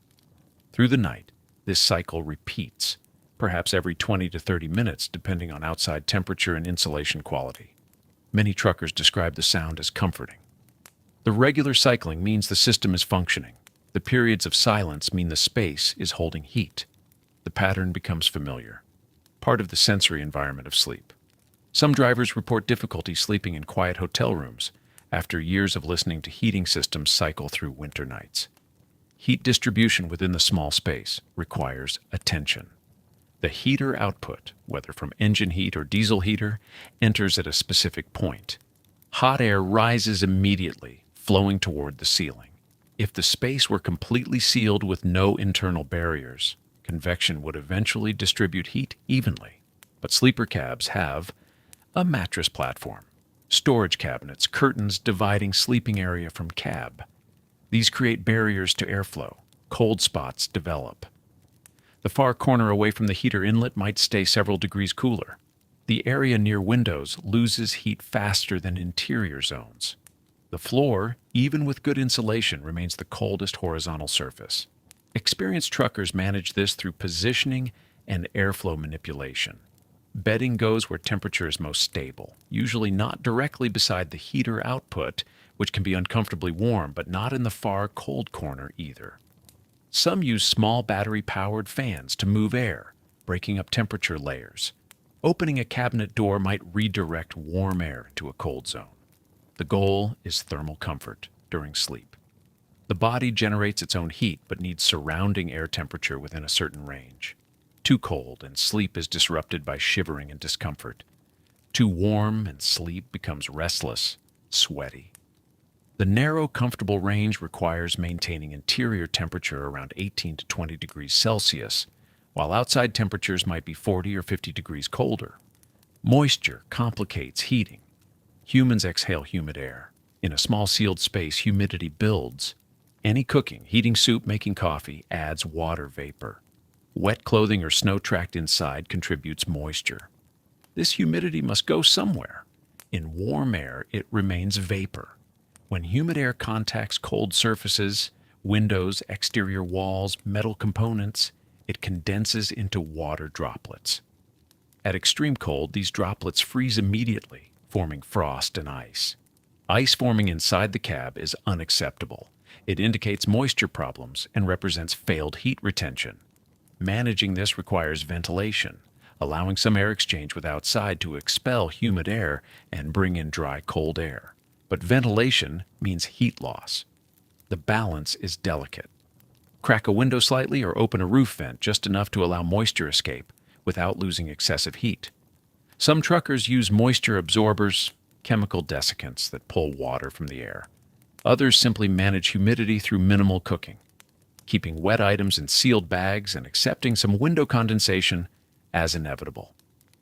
The heating system's reliability is existential. A heating failure at minus 35 degrees Celsius is a serious emergency. Interior temperature would drop rapidly. Within an hour, the space becomes uncomfortable. Within several hours, dangerously cold. This is why redundancy matters. Trucks operating in extreme winter conditions often have both engine heat and auxiliary diesel heater. If one system fails, the other provides backup. Fuel level becomes critical. The diesel heater draws from the main fuel tank. An idling engine consumes fuel continuously. Running out of fuel means no heat, no engine restart, no power. Experienced truckers never let fuel drop below half tank in winter. The reserve provides margin for unexpected delays heating through extended storms or longer than planned stops. The sound and feel of functioning heat become familiar companions through the winter night.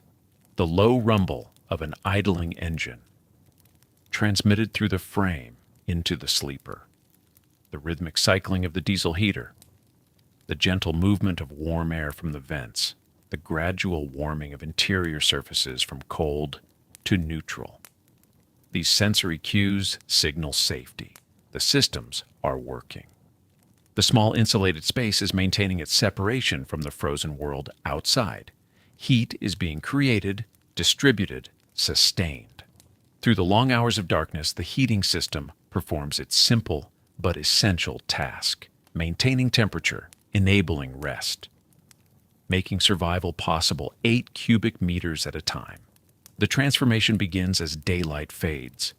The sleeper cab, which has existed all day as simply the space behind the driver's seat, becomes something different now. A threshold is crossed, not a physical one, but a shift in purpose and meaning. The curtain closes first. Most sleeper cabs have a heavy curtain or partition that seals the sleeping area from the driver's compartment. This curtain serves practical functions, blocking light from the instrument panel, preventing heat loss forward into the larger cab space, creating privacy at truck stops. But its primary role is psychological. Drawing that curtain is the signal. Driving time has ended. This space is now a bedroom. The driver's seat remains visible on the other side still, oriented toward the windshield and the frozen highway beyond. That's the work zone, the controls, the logbook, the CB radio mounted within reach. All the instruments of motion and travel. The curtain separates that world from this one.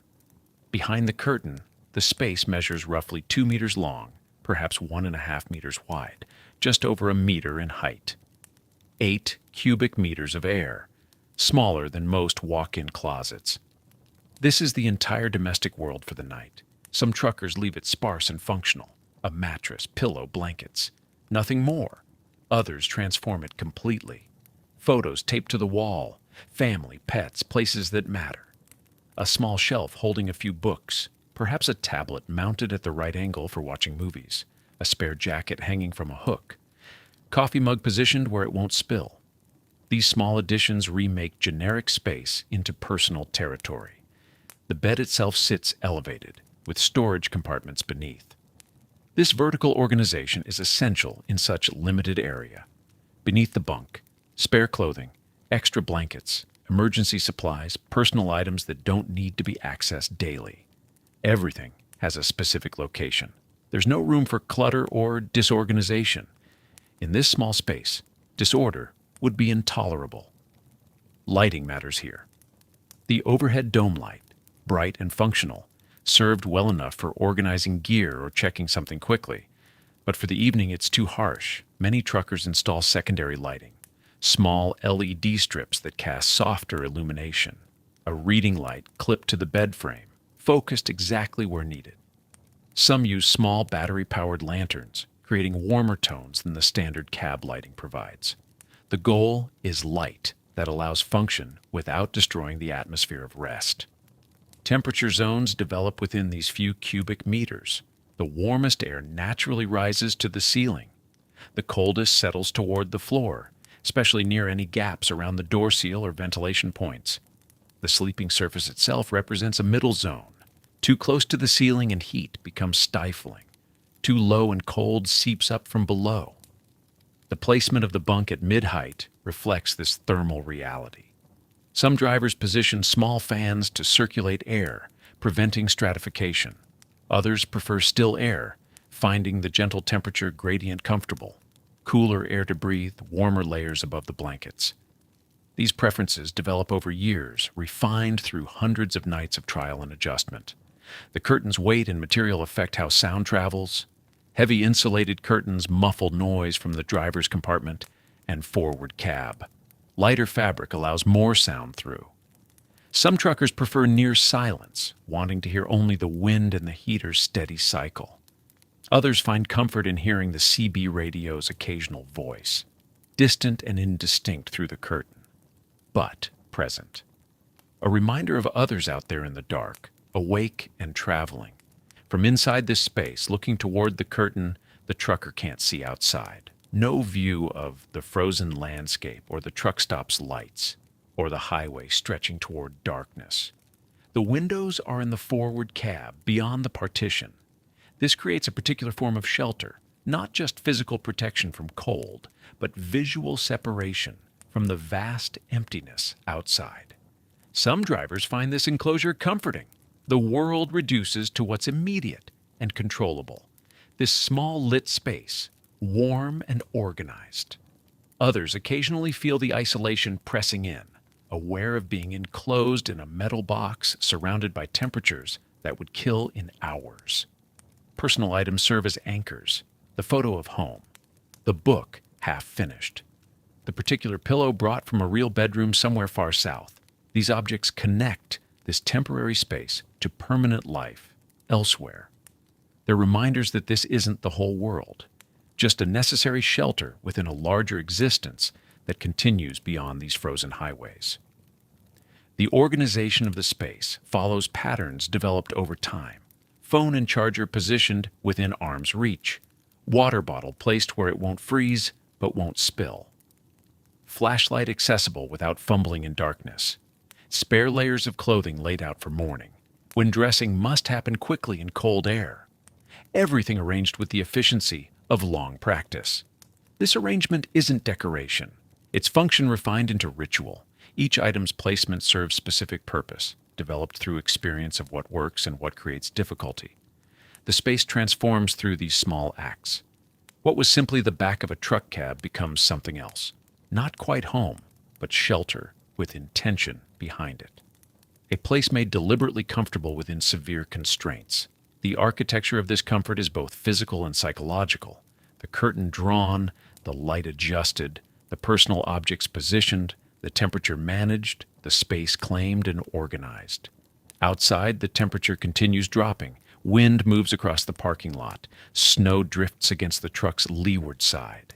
Inside the curtain, warmth gathers. The small space holds heat more easily than larger volumes would. The trucker sits on the edge of the bunk, perhaps reading for a few minutes, perhaps checking tomorrow's weather one final time, perhaps simply sitting in the warmth before sleep. This is the architecture of comfort in extreme cold, not grand or complex, but carefully built within tight margins.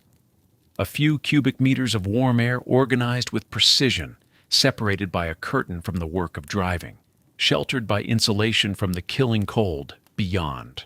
Small space, harsh conditions outside, warmth and order within. The transformation is complete. The foundation of warmth begins below the body. The mattress in most sleeper cabs is basic, foam, perhaps 4 inches thick, designed for durability rather than comfort. But between that mattress and the metal bunk frame, cold conducts upward. Metal is an excellent thermal conductor. Even with the cab's heating system running, the bunk frame itself remains cooler than the air. Without intervention, this creates a heat sink directly beneath the sleeping body. The first layer addresses this. Many truckers place an insulated mattress pad between the frame and the mattress. Some use closed-cell foam pads originally designed for camping. Others choose thermal pads with reflective layers that redirect body heat back upward rather than allowing it to conduct into the metal below. This layer is invisible once the bed is made, but it fundamentally changes the thermal equation. It breaks the conductive pathway between body and frame. Others add a second mattress entirely. Memory foam toppers, 2 or 3 inches thick, provide both insulation and comfort. On extreme nights, this additional thickness creates a buffer zone of trapped air and foam, significantly reducing heat loss downward. The investment is practical. A night spent shivering because warmth drains through the mattress is a night without real rest. The bottom sheet comes next, cotton sheets. Common in homes, feel pleasant in moderate temperatures. But cotton holds moisture and conducts heat away from the body. For winter trucking, many drivers choose flannel. The brush surface traps air in its fibers, creating micro-insulation. The fabric feels immediately warm to the touch rather than pulling heat away. Some use fleece sheets. Others place a thin wool blanket directly over the mattress before adding sheets.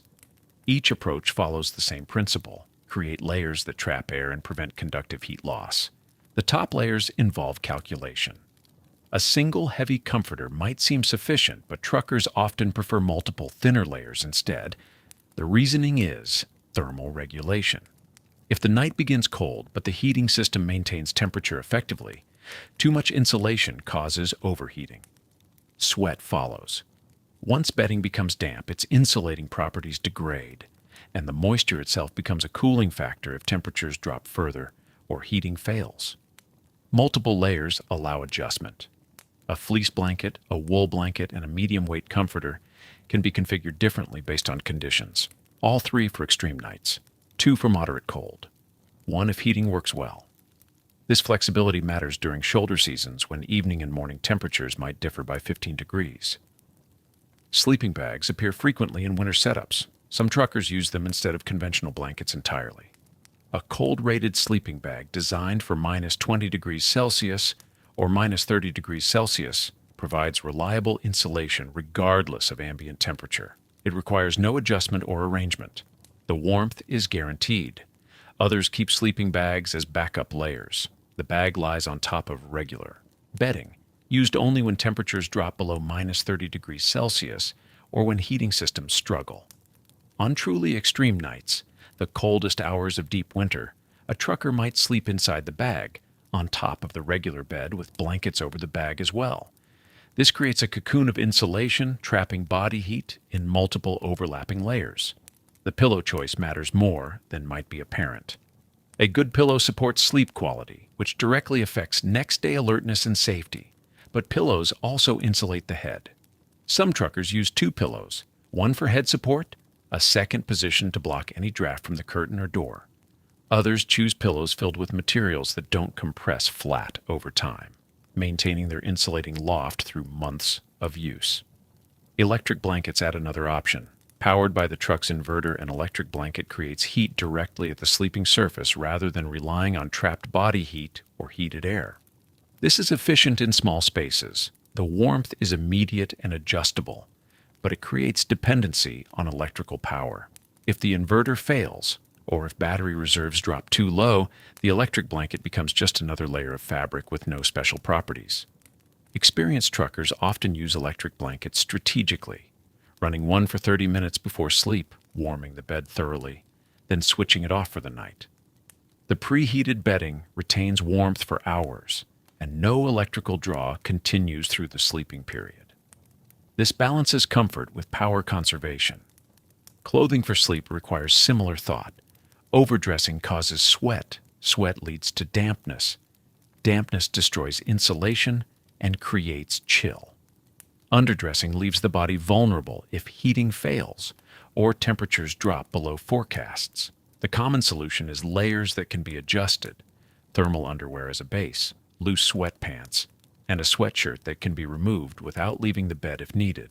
Critically, full winter clothing must be positioned within reach, not stored in the underbunk compartment. Not hanging somewhere requiring standing and moving through the cab, within arm's length of the sleeping position. Any emergency, mechanical failure, accident requiring response, fire, or carbon monoxide detection demands immediate exit into potentially fatal cold. The ability to grab insulated pants, parka, boots, and gloves within seconds can be the difference between preparedness and danger. Some truckers lay out the next morning's clothing before sleep. Pants positioned at the foot of the bed, shirt within reach, socks placed inside boots so they don't become cold overnight. This arrangement serves both emergency access and morning efficiency. When waking requires getting dressed in minus 35 degrees Celsius air, having clothing organized prevents the misery of fumbling through cold fabric, searching for matching socks.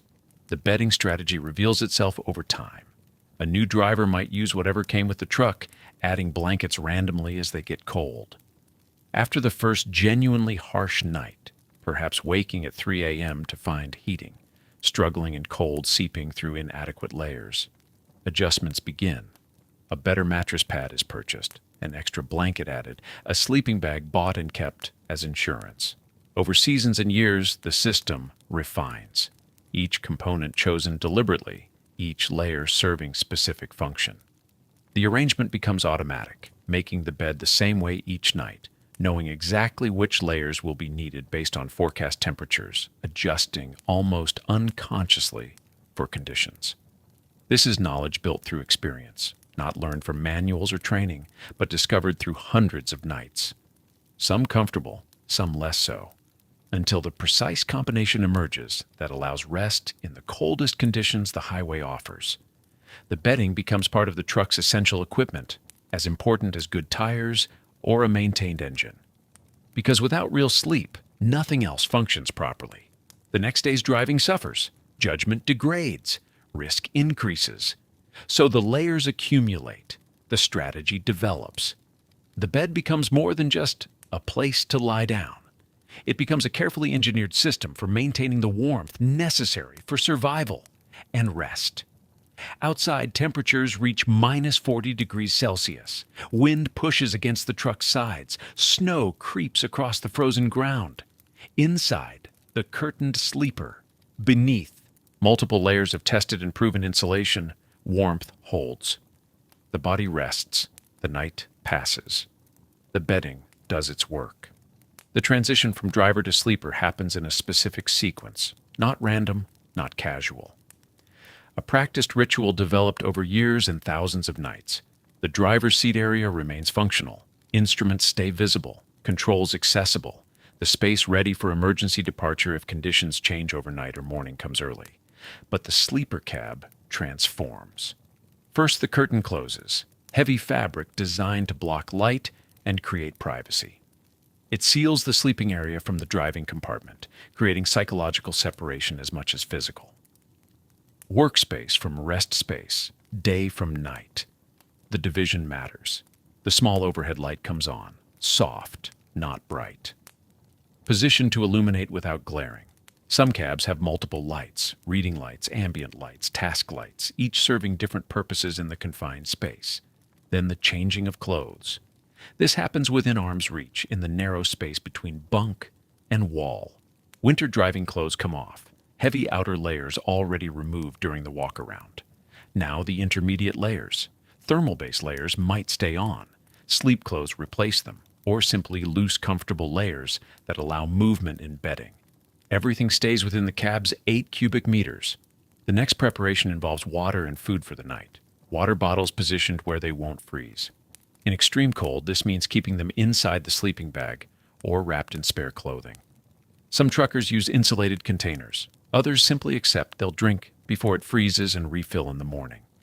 Food follows similar logic. Anything that might be wanted during the night stays inside, protected from cold. A snack, medication, throat lozenges for dry winter air, Emergency items get positioned with care. Flashlight within immediate reach. Phone charging but accessible. CB radio volume adjusted. Low enough not to disturb sleep. Loud enough to hear urgent weather warnings or road closures. Some drivers monitor Channel 19, the standard trucker channel, maintaining loose connection to others scattered across the frozen landscape. Boots stay positioned for quick access. Not in the bunk. They bring cold and moisture, but right beside it, ready to be pulled on without full waking if necessary. The heater gets its final check. Thermostat adjusted to overnight setting. Fuel level verified. Vents positioned to circulate air without creating drafts directly on the sleeper. The system will cycle through the night, running, shutting off, running again, maintaining temperature within the chosen range. Some truckers prefer it warmer, some cooler. Personal preference developed over years of finding what allows the best sleep. The idling engine, if running, settles into its overnight rhythm, a different sound than highway driving, steady, unchanging. For many truckers, this becomes white noise, the acoustic background of rest. Personal items arrange themselves according to individual habit. A book, positioned where it can be reached and returned without getting up. Reading material chosen specifically for these nights. Nothing too engaging, nothing that prevents sleep. Some prefer familiar books, reread many times. Others rotate through genres, treating the evening hours as reading time away from home distractions. Electronic devices get their place, tablet or laptop if carried. Some truckers watch movies or shows downloaded for offline viewing. Others listen to podcasts, audiobooks, music, the evening entertainment that makes a sleeper cab feel less like a truck, more like a small bedroom. Glasses come off, positioned carefully in the small space. Contact lenses removed if worn. Watches checked and set for morning alarm, though many truckers wake naturally from years of consistent schedules. The final organization of bedding happens last. Pillows arranged for comfort and support in the confined space. Blankets layered according to predicted overnight temperature. More layers accessible if the night grows colder than expected. Sleeping bag positioned if used. Its zipper accessible for adjustment. Everything has its place because the space allows no disorder. In 8 cubic meters, every object needs a location. Items left randomly create problems in darkness. Knocked over, lost, creating. Frustration when tiredness demands simple access to needed things. The ritual creates order, physical and mental. The same sequence every night builds habit that allows the mind to relax. The body recognizes the pattern. Curtain closed, lights adjusted, clothes changed, items positioned. Sleep approaches through familiar progression. Outside, temperature continues falling. Wind maintains its pressure against metal surfaces. Snow accumulates or blows past depending on the storm's character. Inside, the small, warm space holds everything needed within reach, everything prepared for the night ahead. The ritual complete, the trucker settles into bedding, the day's driving finished, the evening's preparation done. Rest comes to the prepared space. Darkness in the sleeper cab requires active creation. Even at remote stops, light finds its way in. Moonlight reflecting off snow creates surprising brightness. Truck stop security lights cast orange or white glow across parking areas. Other trucks arrive with headlights sweeping across windows. Aurora borealis on clear northern nights moves green and white across the sky. The blackout curtain blocks the driver's compartment. Heavy fabric, often insulated, sealing the sleeping area from instruments that glow, even when the truck sits idle. Dash lights, warning indicators. The small LEDs that mark modern electronics. But the side windows and roof vent need covering too. Purpose-made window covers attach with magnets or suction cups. Reflective silver on the outside to deflect summer sun. Black fabric on the inside to absorb winter light. They fit precisely to each window's shape, creating near total darkness when properly positioned. Some truckers add more layers, towels wedged into gaps. Spare blankets hung to block light leaks.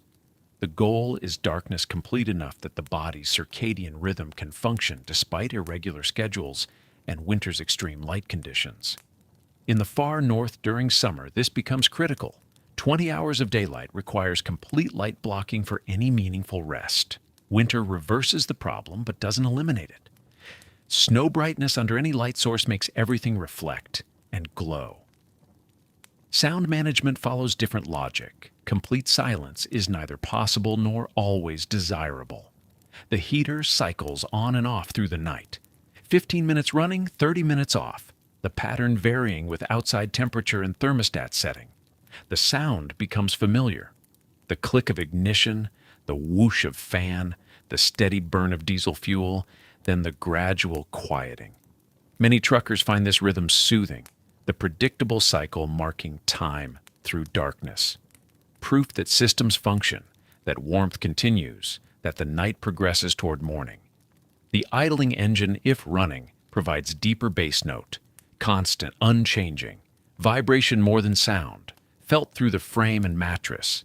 Some drivers can't sleep without it. The silence of a shutdown truck feels wrong after years of overnight idling. Others prefer the quiet, accepting colder temperatures for the absence of engine noise. Wind creates the third layer of sound. On open prairie or exposed highway, wind moves constantly across the truck's surfaces. It finds every gap and edge, creating tones that shift with speed and direction. Low moaning around mirrors. High whistling through antenna mounts, the irregular percussion of gusts hitting the trailer's broadside. In blizzards, this intensifies. Wind-driven snow hisses against metal and glass. The whole truck rocks slightly on its suspension.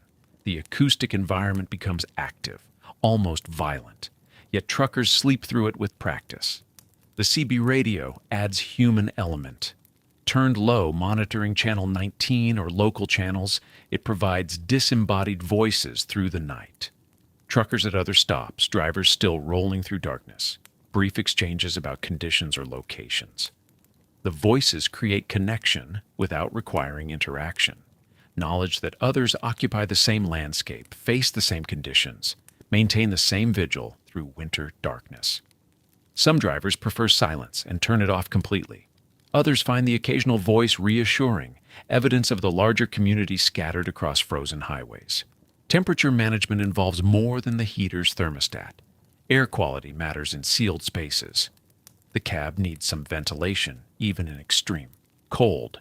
Human respiration produces moisture and carbon dioxide, but too much fresh air exchange defeats heating efforts and creates uncomfortable drafts. Most sleeper cabs have adjustable vents, small openings that can be cracked to allow air circulation without creating wind. These get adjusted carefully, enough flow to prevent stuffiness, not enough to create cold spots. The distribution of heat within the small space requires attention. Warm air rises, creating temperature layering. The bunk area might be several degrees different from the floor. Heater vents positioned poorly can create hot spots near the source while leaving corners cold. Experienced truckers learn their specific cab's thermal patterns. They know which areas stay warmest, where drafts emerge, how to position bedding to maximize comfort. They adjust vent directions to circulate air evenly. They place items strategically, using stored gear to block cold spots, leaving clearance around heat sources. The mattress itself affects warmth retention. Foam mattresses insulate better than spring mattresses. Thermal pads designed for winter camping add another layer between sleeper and the metal frame that conducts cold from outside. Some truckers use heated mattress pads running on 12-volt power, creating gentle warmth from below. The sensory experience of settling into this prepared environment follows its own sequence. First, the visual adjustment to darkness. Eyes adapting. The small space familiar enough to navigate without sight. Phone screens seem intensely bright in total darkness. Some truckers enable night mode, reducing blue light and brightness. Then the thermal settling. The first contact with bedding, still cool from the cab's air temperature. The gradual warming as body heat gets trapped by layers. The point, 5 or 10 minutes in, when the microclimate inside the bedding becomes genuinely warm. The acoustic environment fades from conscious attention. The heater's cycle becomes background. The wind's pressure, unless extremely violent, joins the category of expected sounds that don't trigger alertness. The occasional CB voice or distant truck movement registers but doesn't disturb. Scent plays its subtle role. Clean bedding carries detergent smell. often chosen specifically for its association with home and comfort. Some truckers use light air fresheners, preferring subtle scent to the neutral smell of vinyl and diesel. Others avoid any added scent, finding it artificial in the small space. The smell of cold itself comes through ventilation. Clean, empty, the particular odor of winter air that carries no organic decay or dust. The body's final relaxation into sleep happens when all these elements align. Darkness complete enough for melatonin production. Temperature warm enough for comfort but cool enough for deep sleep. Sound environment familiar and non-threatening. The physical comfort of sufficient bedding, proper pillow support, the secure feeling of being sheltered in a small prepared space, while extreme conditions exist just beyond thin walls. The sensory environment holds. Through the night's middle hours, through temperature drops and wind shifts, through the small sounds of contracting metal and cycling systems, the managed cocoon of warmth and darkness persists. Sleep deepens in the prepared space. The wind arrives before you sleep. It comes across open prairie with nothing to slow it, building across kilometers of frozen grassland until it reaches the highway where your truck sits parked for the night. 40 kilometers per hour, 50, sustained with gusts higher. The truck begins to move, not dramatically, not dangerously, but continuously. A gentle rocking motion, side to side, as wind pressure builds against the trailer's broad surface and the entire vehicle responds. The suspension absorbs most of it, but not all. Lying in the sleeper cab, you feel the movement, subtle, persistent, like a boat anchored in current. Some drivers find this motion soothing after the first few nights of adjustment. The gentle sway becomes part of the sleep environment, a rhythm that marks the prairie as distinctly as silence marks the forest. Others never fully relax into it. They sleep, but lightly, maintaining a thread of awareness that monitors the movement, ensuring it stays within expected parameters. The sound comes with the wind, a low moan as air flows around the truck body, finding the contours of metal and fiberglass.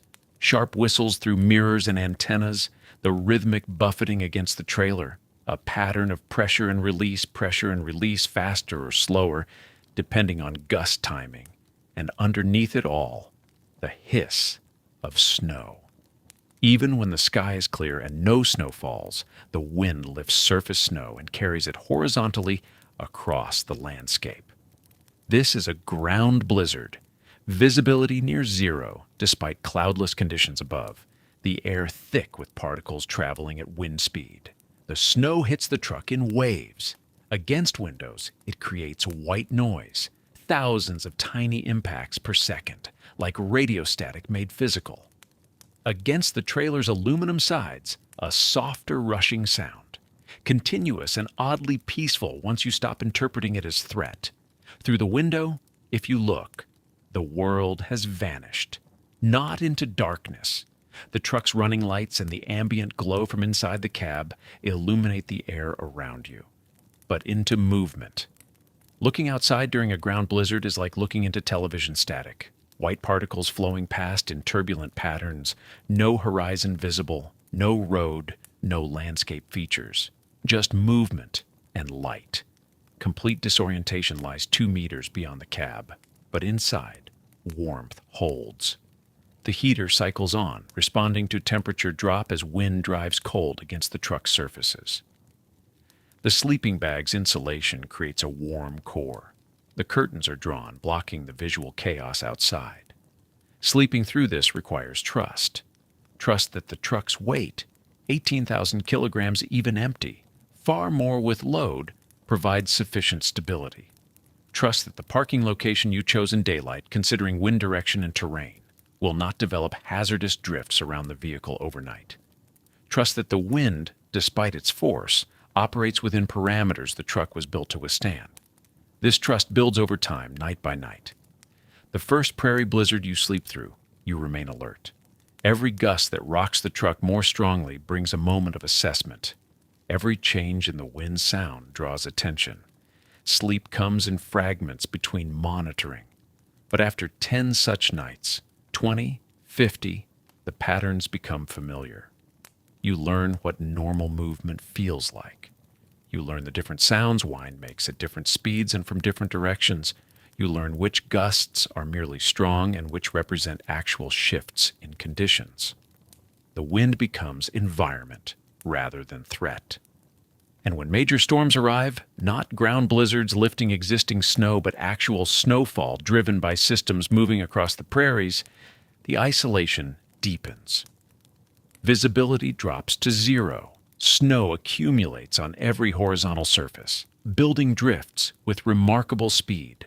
Roads that were clear and passable at dusk become impassable by midnight, buried under snow that the wind shapes into waves and ridges. Truckers who stopped before conditions deteriorated may find themselves committed to that location, not just for the night, but for longer. 12 hours, 24, sometimes more, waiting for road crews and weather improvement. The psychological experience shifts. This is no longer simply sleeping for the night, the routine pause in a continuous journey. This becomes weathering a storm, a more primal form of shelter-taking, where the truck transforms from vehicle into refuge, and the wait extends beyond rest into endurance. Food supplies matter now: water, fuel reserves. The capacity to maintain heat and power not just through darkness, but potentially through another full day and night. Entertainment and communication become more critical. Books, downloaded movies, music, podcasts, anything that occupies the mind during extended confinement. Phone calls home, if signal permits. CB radio conversations with other truckers similarly stopped along the same route, maintaining scattered community through the storm. And through it all, the wind continues. The snow hisses against metal. The truck rocks gently in the sustained blast. Outside, the prairie has become unrecognizable, a white chaos of horizontal snow movement. Drifts building and reshaping continuously, the road buried and invisible. Inside, warmth and stillness persist. The small space of the sleeper cab, 8 cubic meters of controlled environment, remains separate from the conditions beyond its walls. Sleep comes in its own time, sometimes easily, the white noise and movement lulling you into rest.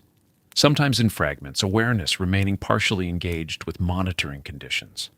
But it comes. The body's need for rest eventually overrides the mind's alertness. The sounds fade into background. The movement becomes unremarkable. And morning, when it arrives, brings the work of assessment. Stepping outside into knee-deep snow, checking weather and road reports, deciding whether to dig out and attempt travel or settle in to wait longer. But that is tomorrow's concern. Tonight, as the blizzard builds and the wind drives snow horizontally across invisible prairie, you lie in warmth and let the storm pass over you. The truck holds, the heat continues, the night moves forward. This is prairie winter. This is the work. The darkness is different here. Not simply the absence of light, but something more encompassing. At 58 degrees north latitude in mid-December, the sun rises around 9:30 in the morning and sets by 3:30 in the afternoon. 6 hours of twilight, more accurately. Not full daylight. The sun never climbs high enough to create the bright illumination of temperate latitudes. Instead, a long, pale period where the sky lightens to gray, the sun traces a low arc across the southern horizon, and then darkness returns. 17, 18 hours of true night. You arrive at your parking spot in darkness. You prepare the truck, eat, settle in, and sleep in darkness. And when you wake the next morning ready to continue north toward the mine site or forestry operation, darkness still surrounds you. The night feels genuinely endless. Lying in the sleeper cab on a northern highway, you become aware of time differently. This is not the 12-hour night of more southern regions, where sleep occupies most of darkness and morning brings light. This is extended night where sleep is only a portion, where hours of darkness stretch before and after rest, where the black beyond the windows seems permanent. The psychological experience differs from prairie or mountain sleeping. On the prairies, you feel exposure, the vast horizontal openness, wind without obstruction, the sense of being visible across great distance. In the mountains, you feel confinement, steep slopes rising immediately beside the road, the physical pressure of terrain. But in the deep north, you feel depth. The wilderness extends in all directions, not open and flat, but forested, broken, complex.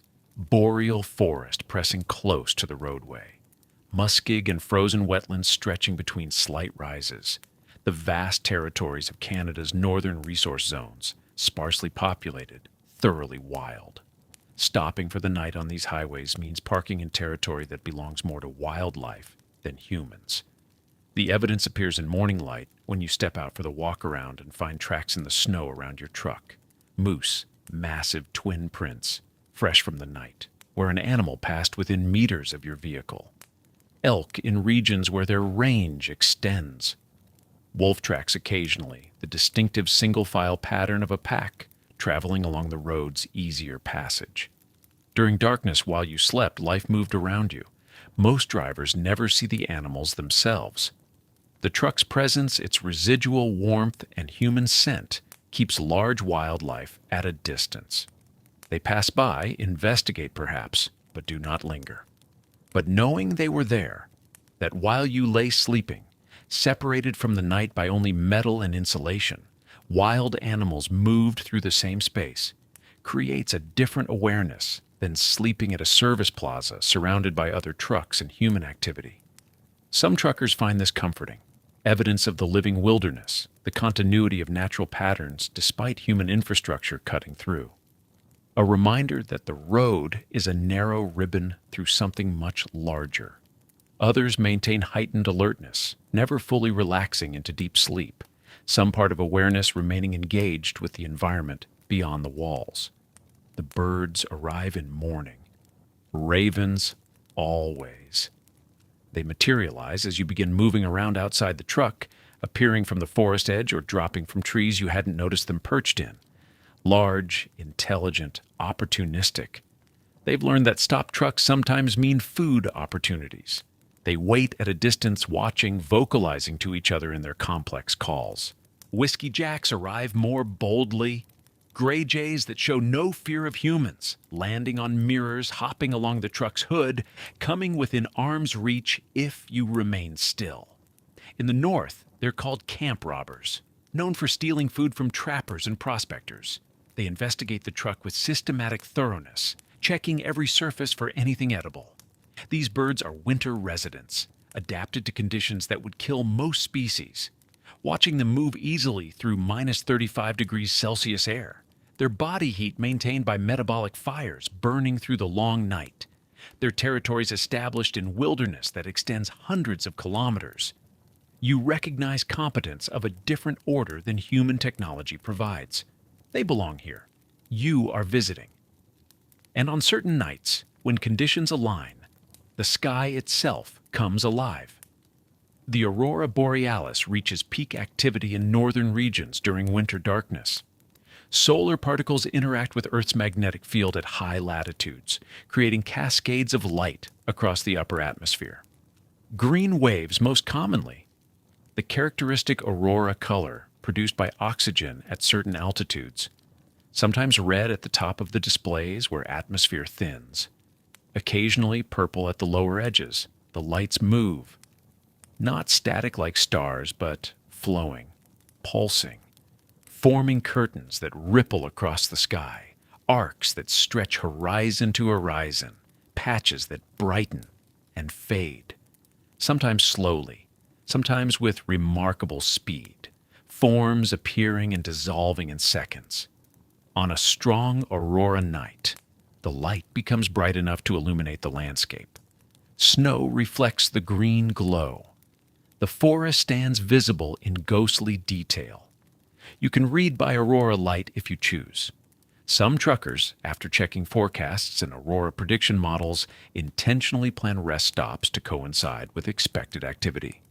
They park in locations with clear sky views, set alarms for peak hours, and step outside into minus 30 degrees Celsius to watch the display. The cold becomes temporary discomfort, worth enduring. 10 minutes outside, 15, watching light flow overhead while frost forms in your beard, and your breath creates clouds that catch green reflections. Then back into the truck's warmth, the memory of the aurora carried into sleep. This becomes part of northern trucking's rhythm. Not every night. The aurora requires solar activity, clear skies, and some luck, but regularly enough to establish itself as a recurring presence, a counterbalance to the challenging conditions, beauty threaded through difficulty. The night continues around you, 17 hours of darkness, with you occupying a small warm point within it. The wilderness extends beyond sight in all directions. The cold presses against the truck's surfaces. Animals move through their territories following patterns older than the road, and you sleep, or try to, or lie quiet in the knowledge that morning will bring the same darkness you departed into. This is the deep north. This is winter at high latitude. The work continues through it. The silence arrives first. Not true silence. Never that, but something close. The particular quiet that settles over frozen landscape when wind pauses between gusts and the world holds its breath. Outside, the temperature has reached minus 38. Inside the cab, warmth hums through the small space, and in that boundary between cold and heat, sound behaves differently than it does in other seasons. The trucker lying in his bunk hears everything, metal ticking, steady, arrhythmic. The truck's frame contracting as steel gives up the day's absorbed heat to the frigid air. Each tick marks a microscopic shrinkage, metal pulling tighter against itself. The sound comes from everywhere and nowhere. The chassis, the sleeper walls, the trailer coupling, a percussion of cold. Then the heater cycles. The diesel-fired unit ignites with a soft whoomp. Its fan motor spins up, pushing warm air through ducts. For 2 minutes, maybe 3, the heater runs. Then silence again as it reaches temperature and shuts down. 20 minutes later, the cycle repeats. Through the night, this rhythm continues. The trucker's sleep arranges itself around these intervals. His body knows when the next cycle should begin. If it comes too soon, or too late, or not at all, some part of his awareness notices. Outside, wind returns.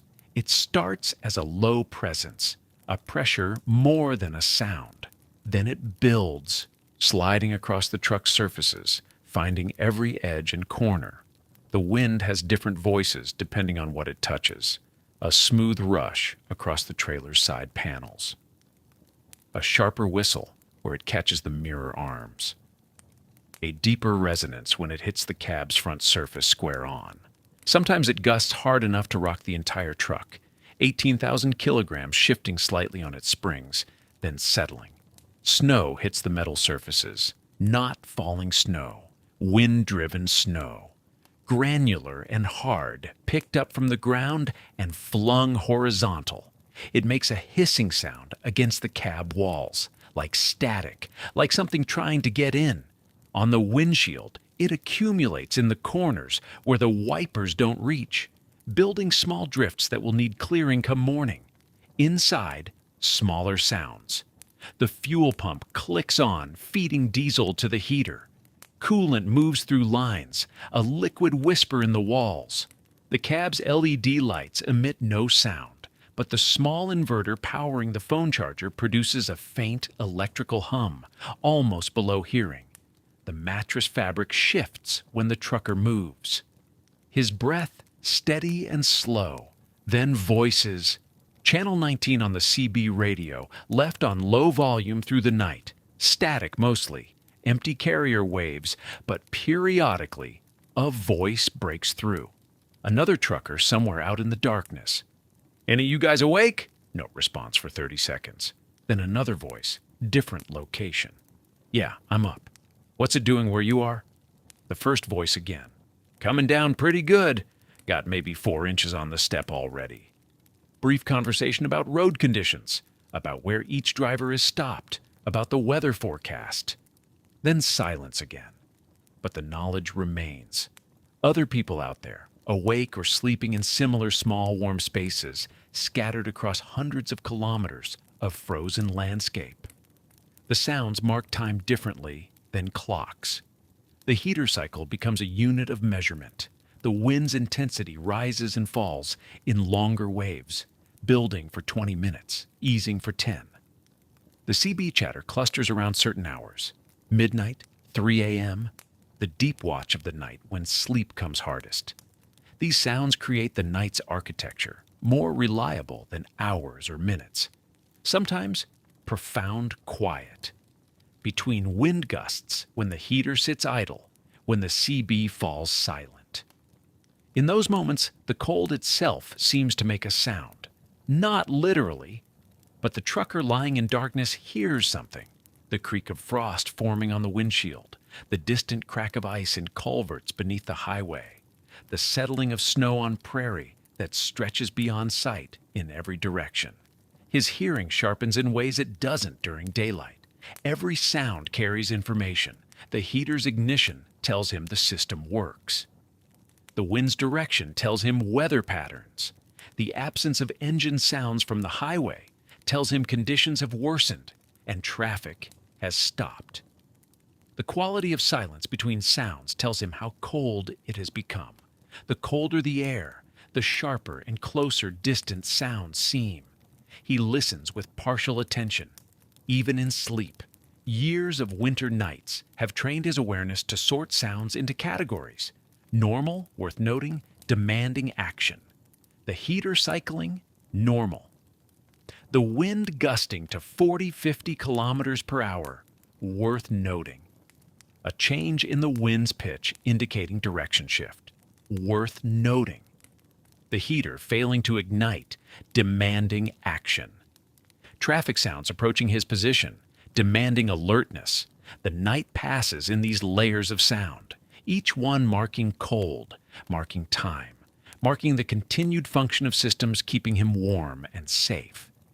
The sounds become companionable, expected. Their presence reassures. Their absence would wake him instantly. Outside, the temperature continues falling.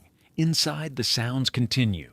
The tick of contracting metal, the whoosh of the heater, the voice on the CB, disembodied and distant, asking if anyone's awake out there. Someone always is. 3 weeks now since leaving home. The calendar on the phone shows it clearly, though the days have blurred into familiar patterns. Drive, stop, sleep, wake, drive. Repeat across provinces, across weather systems, across the longest stretch of winter darkness. This is the reality of long-haul trucking through Canadian winter. Not brief trips with frequent returns home, but extended time living entirely in a truck. 2 weeks minimum, 3 or 4 common. The sleeper cab stops being temporary shelter and becomes simply home. Making that work requires deliberate effort. The trucker keeps routines, small ones, but consistent. Coffee first thing, made the same way each morning. Instant crystals, powdered creamer, sugar measured by eye into the insulated mug. The 12-volt kettle takes 6 minutes to boil water, and those 6 minutes become a ritual, a boundary between sleep and work. Communication matters more than during easier seasons. Cell service exists in patches, strong in towns, non-existent across long stretches of highway. When signal appears, he calls home. Brief conversations sometimes. Longer ones when schedule allows. Hearing familiar voices helps. Being heard helps more. Maintaining connection to the life that continues without him. The home that waits for his return. The phone holds photos. He doesn't look at them constantly, but knowing they're there matters. Faces, places, the dog, the house in different seasons. Evidence of another life running parallel to this one of highway and cold and sleeping in truck cabs. Food becomes an anchor to normalcy, not just fuel for the body, but a way of caring for himself when no one else can. The small 12-volt slow cooker sits secured in the cab, and he uses it. Soup, mostly. Stew. Things that can cook slowly while he drives, filling the cab with steam and smell, transforming the space from industrial to domestic for a few hours. Hot meals mean something in the cold. They're practical. The body needs calories to maintain warmth, but they're also psychological. The act of preparing food, eating it warm, cleaning up after. These small domestic actions assert that he remains a person, not just an operator of machinery. Truck stops provide occasional restaurant meals, eggs and toast, sandwiches, coffee in ceramic mugs at counters where other truckers sit in similar solitude. These meals punctuate the weeks, marking time, providing variation. But mostly, he eats what he prepares himself in the truck. Hygiene requires adaptation. No shower for days sometimes, then a truck stop facility when available. Between showers, wet wipes, and dry shampoo. Clean clothes from the storage compartment beneath the bunk. Basic maintenance of the body in a space not designed for it, using workarounds that become automatic through repetition. This matters more than it might seem. Feeling clean, wearing fresh clothes. Small things that prevent the slide into demoralization that can come from weeks in confined space under hard conditions. Entertainment fills the hours after driving ends. Books on the phone, audiobooks through the speaker. Podcasts downloaded when Wi-Fi appeared. Movies on the tablet, watched sitting upright in the bunk with the screen propped against storage bins. Not elaborate comfort, but enough. Ways to occupy the mind during the long evenings when darkness falls at 4:30 and sleep won't come for hours. Some truckers talk more on the CB during extended trips. Others grow quieter. The solitude affects people differently. Some find peace in it. The simplicity of life reduced to essential tasks, freedom from social complexity. Others fight loneliness, count days until they'll turn the truck toward home. The trucker learns which category he falls into only by experiencing it. He's done this long enough now to know his patterns. The first week away, fine, almost restful. The second week, neutral, simply work. The third week, heavier. Not unbearable, but he feels the weight of separation, the accumulation of cold nights and long days. He develops attachment to the truck itself. This particular cab, with its specific arrangement, its familiar sounds and smells, the way the seat fits his body, the exact friction point on the clutch. After 3 weeks of sleeping in the same bunk, eating meals in the same space, spending 16 hours a day in this small metal capsule, it becomes known in ways few spaces ever do. He notices when something changes, a new rattle, a door that sticks differently, the heater cycling slightly faster. These details would be invisible to someone spending an hour in the truck. To someone living in it for weeks, they're immediately apparent. The truck becomes home by necessity, then by something else. Familiarity, perhaps, or the simple fact of survival. This space has kept him warm through brutal nights, safe through blizzards, sheltered through the coldest hours. That creates relationship. Weeks away also build community with strangers. The same voices on the CB night after night, though he never sees their faces. The same night clerk at the truck stop 500 kilometers north. The same dispatcher on the phone coordinating loads. These distant connections matter. They acknowledge his existence, confirm he remains part of human society, despite the isolation. 3 weeks becomes manageable through these small structures. Routines, communication, care for the body, entertainment, connection. None spectacular, all necessary. The cold presses against the walls. The calendar counts forward. And inside the small warm space, the trucker makes another meal, charges his phone, waits for signal to call home. Living for now in the space between departure and return. The sleeper cab creates a particular kind of aloneness. You're isolated by distance, isolated by weather, separated from home by hundreds or thousands of kilometers, from the nearest town by perhaps 50 more. And yet you're not entirely alone. Your phone connects you to family, to friends, to the ordinary rhythms of lives unfolding in warm houses. The radio carries voices, weather reports, traffic updates, the late-night murmur of other drivers scattered across the frozen highways. Through the windshield, if you're parked at a truck stop, you might see other cabs glowing softly in the darkness. each one sheltering someone experiencing a similar night. This is the trucker's particular solitude, not the complete isolation of wilderness explorers or lighthouse keepers, but something more complex.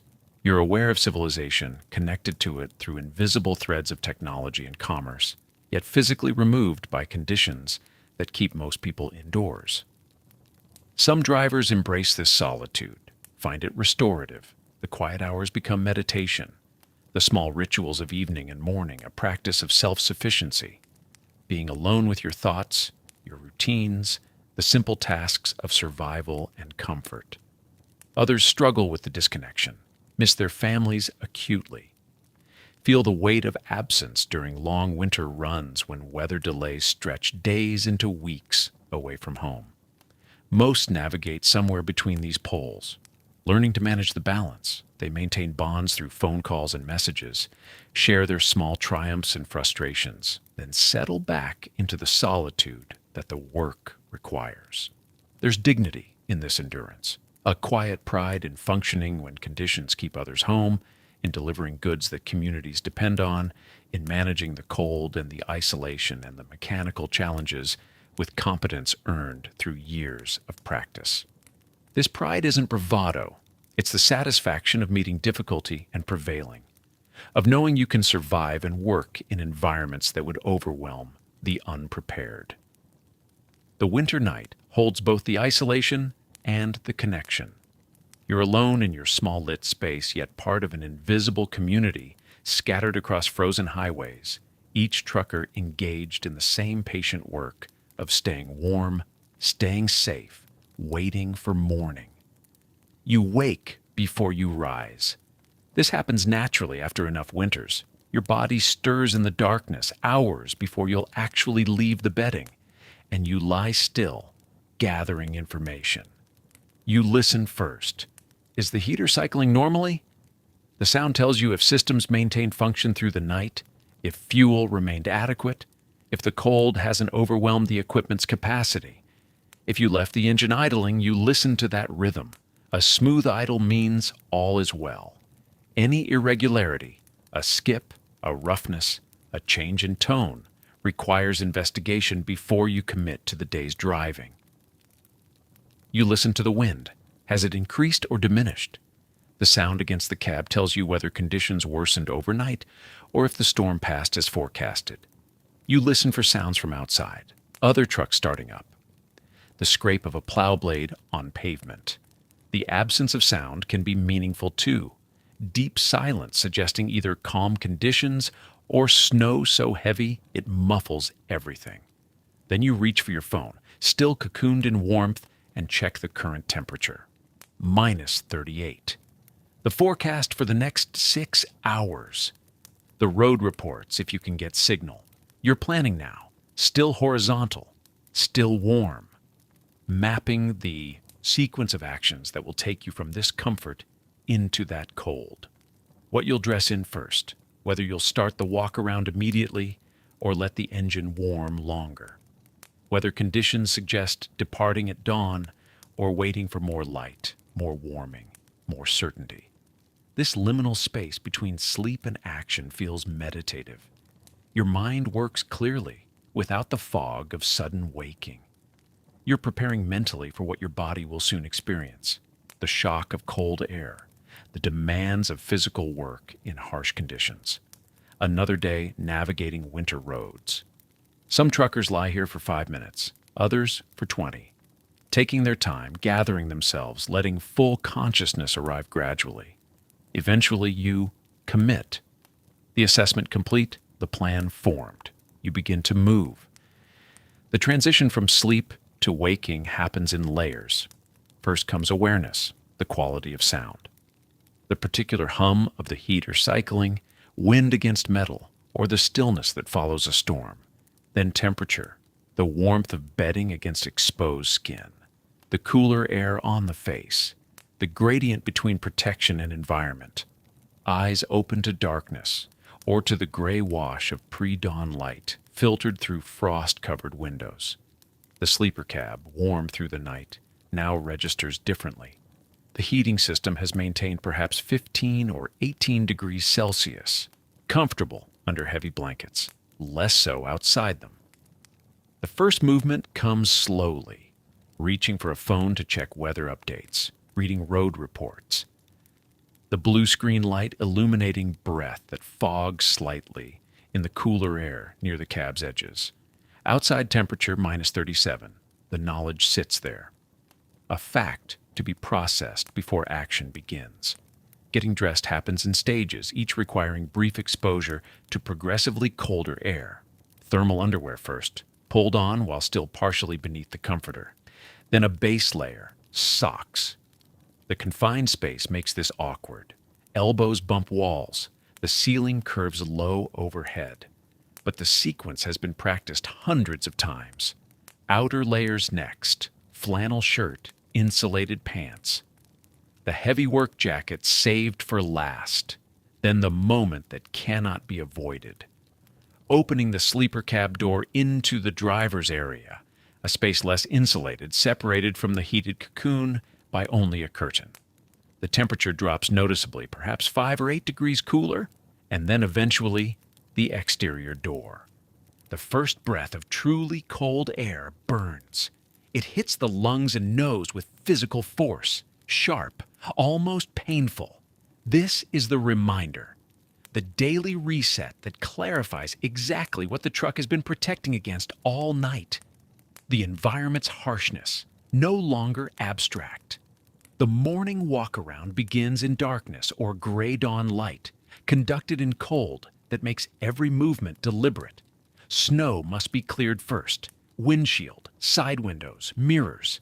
The long scraper kept in the cab overnight so it wouldn't freeze to unusable rigidity. Then lights, front, side, rear, reflectors on the trailer. Each surface brushed clean because visibility matters and because regulations require it. The trailer roof, if snow has accumulated. This matters more than it seems. Snow and ice can slide forward onto the cab during braking, or fly off onto vehicles behind, creating dangerous projectiles. License plates cleared, mundane, but necessary. The work takes 20 minutes, sometimes 30. Hands growing numb inside gloves, face stinging where exposed to wind. Then the mechanical inspection, moving around the entire rig, checking systems that have survived the night. Tires examined for pressure and damage. Cold makes rubber contract, lowering pressure. Cold makes rubber brittle, revealing damage. Airlines checked for ice. Moisture can freeze inside brake lines. The result, brake failure. Under the truck, looking for ice buildup that might interfere with components or fall onto the road. Trailer doors and load straps inspected. Cold contracts materials. Tension changes. Things shift. The driver listens throughout. To wind. To the sound of boots on snow-packed ground. To the truck's own noises. If the truck idled all night, the engine runs smoothly. Systems already warm. If it was shut down, relying on auxiliary power or battery heating, starting requires specific steps. Block heaters, if available and plugged in, will have warmed the engine block. Glow plugs must preheat. Combustion chambers before the starter engages. The key turns, the engine turns over. The sound in extreme cold differs slightly from warmer weather. A particular strain, a reluctance before catch and ignition. Oil pressure climbs slowly. Cold oil flows like honey. The driver listens to this too. Any unusual sound. Any hesitation or roughness that might indicate developing problems. Fuel levels checked against calculations made the night before. How much burned through idling? How far to the next reliable station? In remote areas, this mathematics becomes serious business. Diesel exhaust fluid confirmed adequate. Windshield washer fluid, winter formula that won't freeze, topped off if needed. Then the wait, letting systems warm, letting oil circulate, letting the cab heat fully. The frost on windows begins to clear from the inside out, melting at the edges first, creating expanding circles of visibility. Outside, the landscape emerges in full morning light, snow-covered, wind-scoured, empty in all directions. Another night survived, another day beginning. The assessment is complete, weather checked, road reports reviewed. The truck is mechanically ready. Now comes the decision that experience alone can properly inform. Sometimes conditions make the choice obvious. Whiteout blizzard, zero visibility, highways closed. You wait. Clear sky, light wind, bare pavement. You go. But winter mornings often present something in between. Heavy snow, but the road is passable. Very cold, but not the coldest you've driven through. Wind strong enough to push the trailer, but not gale force. These marginal conditions require judgment. The veteran trucker weighs multiple factors simultaneously, their own alertness and readiness, the truck's specific capabilities and current condition, the cargo's urgency and delivery requirements, the particular highway ahead, and its known behaviors. The forecast trend, improving or worsening. This synthesis cannot be reduced to formula. Two truckers assessing identical conditions might reasonably decide differently based on experience with different equipment, different route familiarity, different personal thresholds developed over years. The schedule creates pressure. Loads have destinations. Contracts specify delivery windows. Companies expect efficient operations. Some explicitly support safety-based delays. Others create subtle pressure to maintain pace regardless of conditions. The mature professional navigates this tension with long perspective. One delayed trip means little across a 30-year career. One difficult morning is singular among thousands. Close calls from younger years, jackknifes narrowly avoided, ice storms pushed through unwisely, taught lessons about the cost of poor judgment. The environment is unforgiving. It doesn't accommodate ambition or commercial pressure. The veteran trucker carries respect for winter's power, balanced against confidence in accumulated skill. The decision forms. Proceed, but carefully. Or wait 2 hours for conditions to improve. Or take the longer route that avoids the exposed section. The judgment made, the truck eases forward. 30 years of winter nights builds knowledge that cannot be taught from books. The veteran trucker carries encyclopedic memory, major storms and how they developed, which highway crews maintain roads most responsively, how different truck models handle ice, what subtle engine sounds predict problems.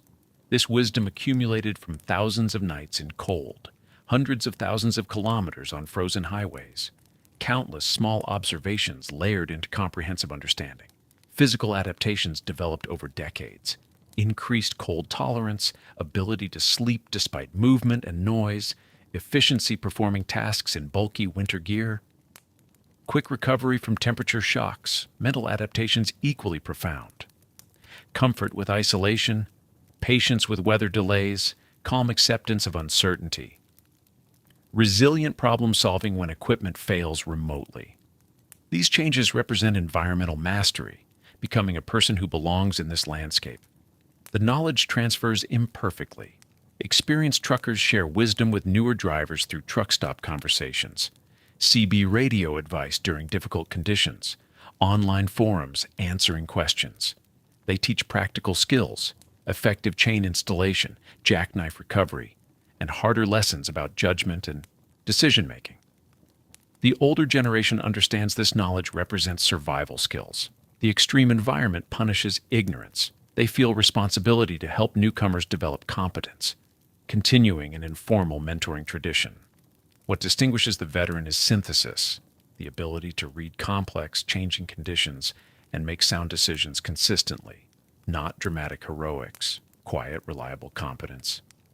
Safe operation across decades, thousands of judgment calls made correctly, equipment maintained properly, risks assessed accurately. This is mastery, comprehensive knowledge of a demanding craft, built through patient accumulation of experience. The morning highway stretches ahead. Another day of careful navigation. Another night that will eventually come. The continuing cycle of life chosen on Canada's frozen roads, carried forward by those who've learned to meet winter's demands with skill, respect, and the quiet confidence earned through decades in the cold. The truck eases back onto the highway. Morning light illuminates frost-covered trees and snow-drifted fields. Another night survived, another day beginning. The warmth of the sleeper cab fades into memory as the road stretches ahead. This is the rhythm veteran truckers know. Cold nights, careful preparation, sleep earned through experience, then morning, and the continuation of the work. The knowledge accumulated over years, where to stop, how to stay warm, when to wait, becomes part of the body. It's competence built through thousands of nights in the cold. Quiet mastery of a demanding life. The highway continues through winter, and so do they.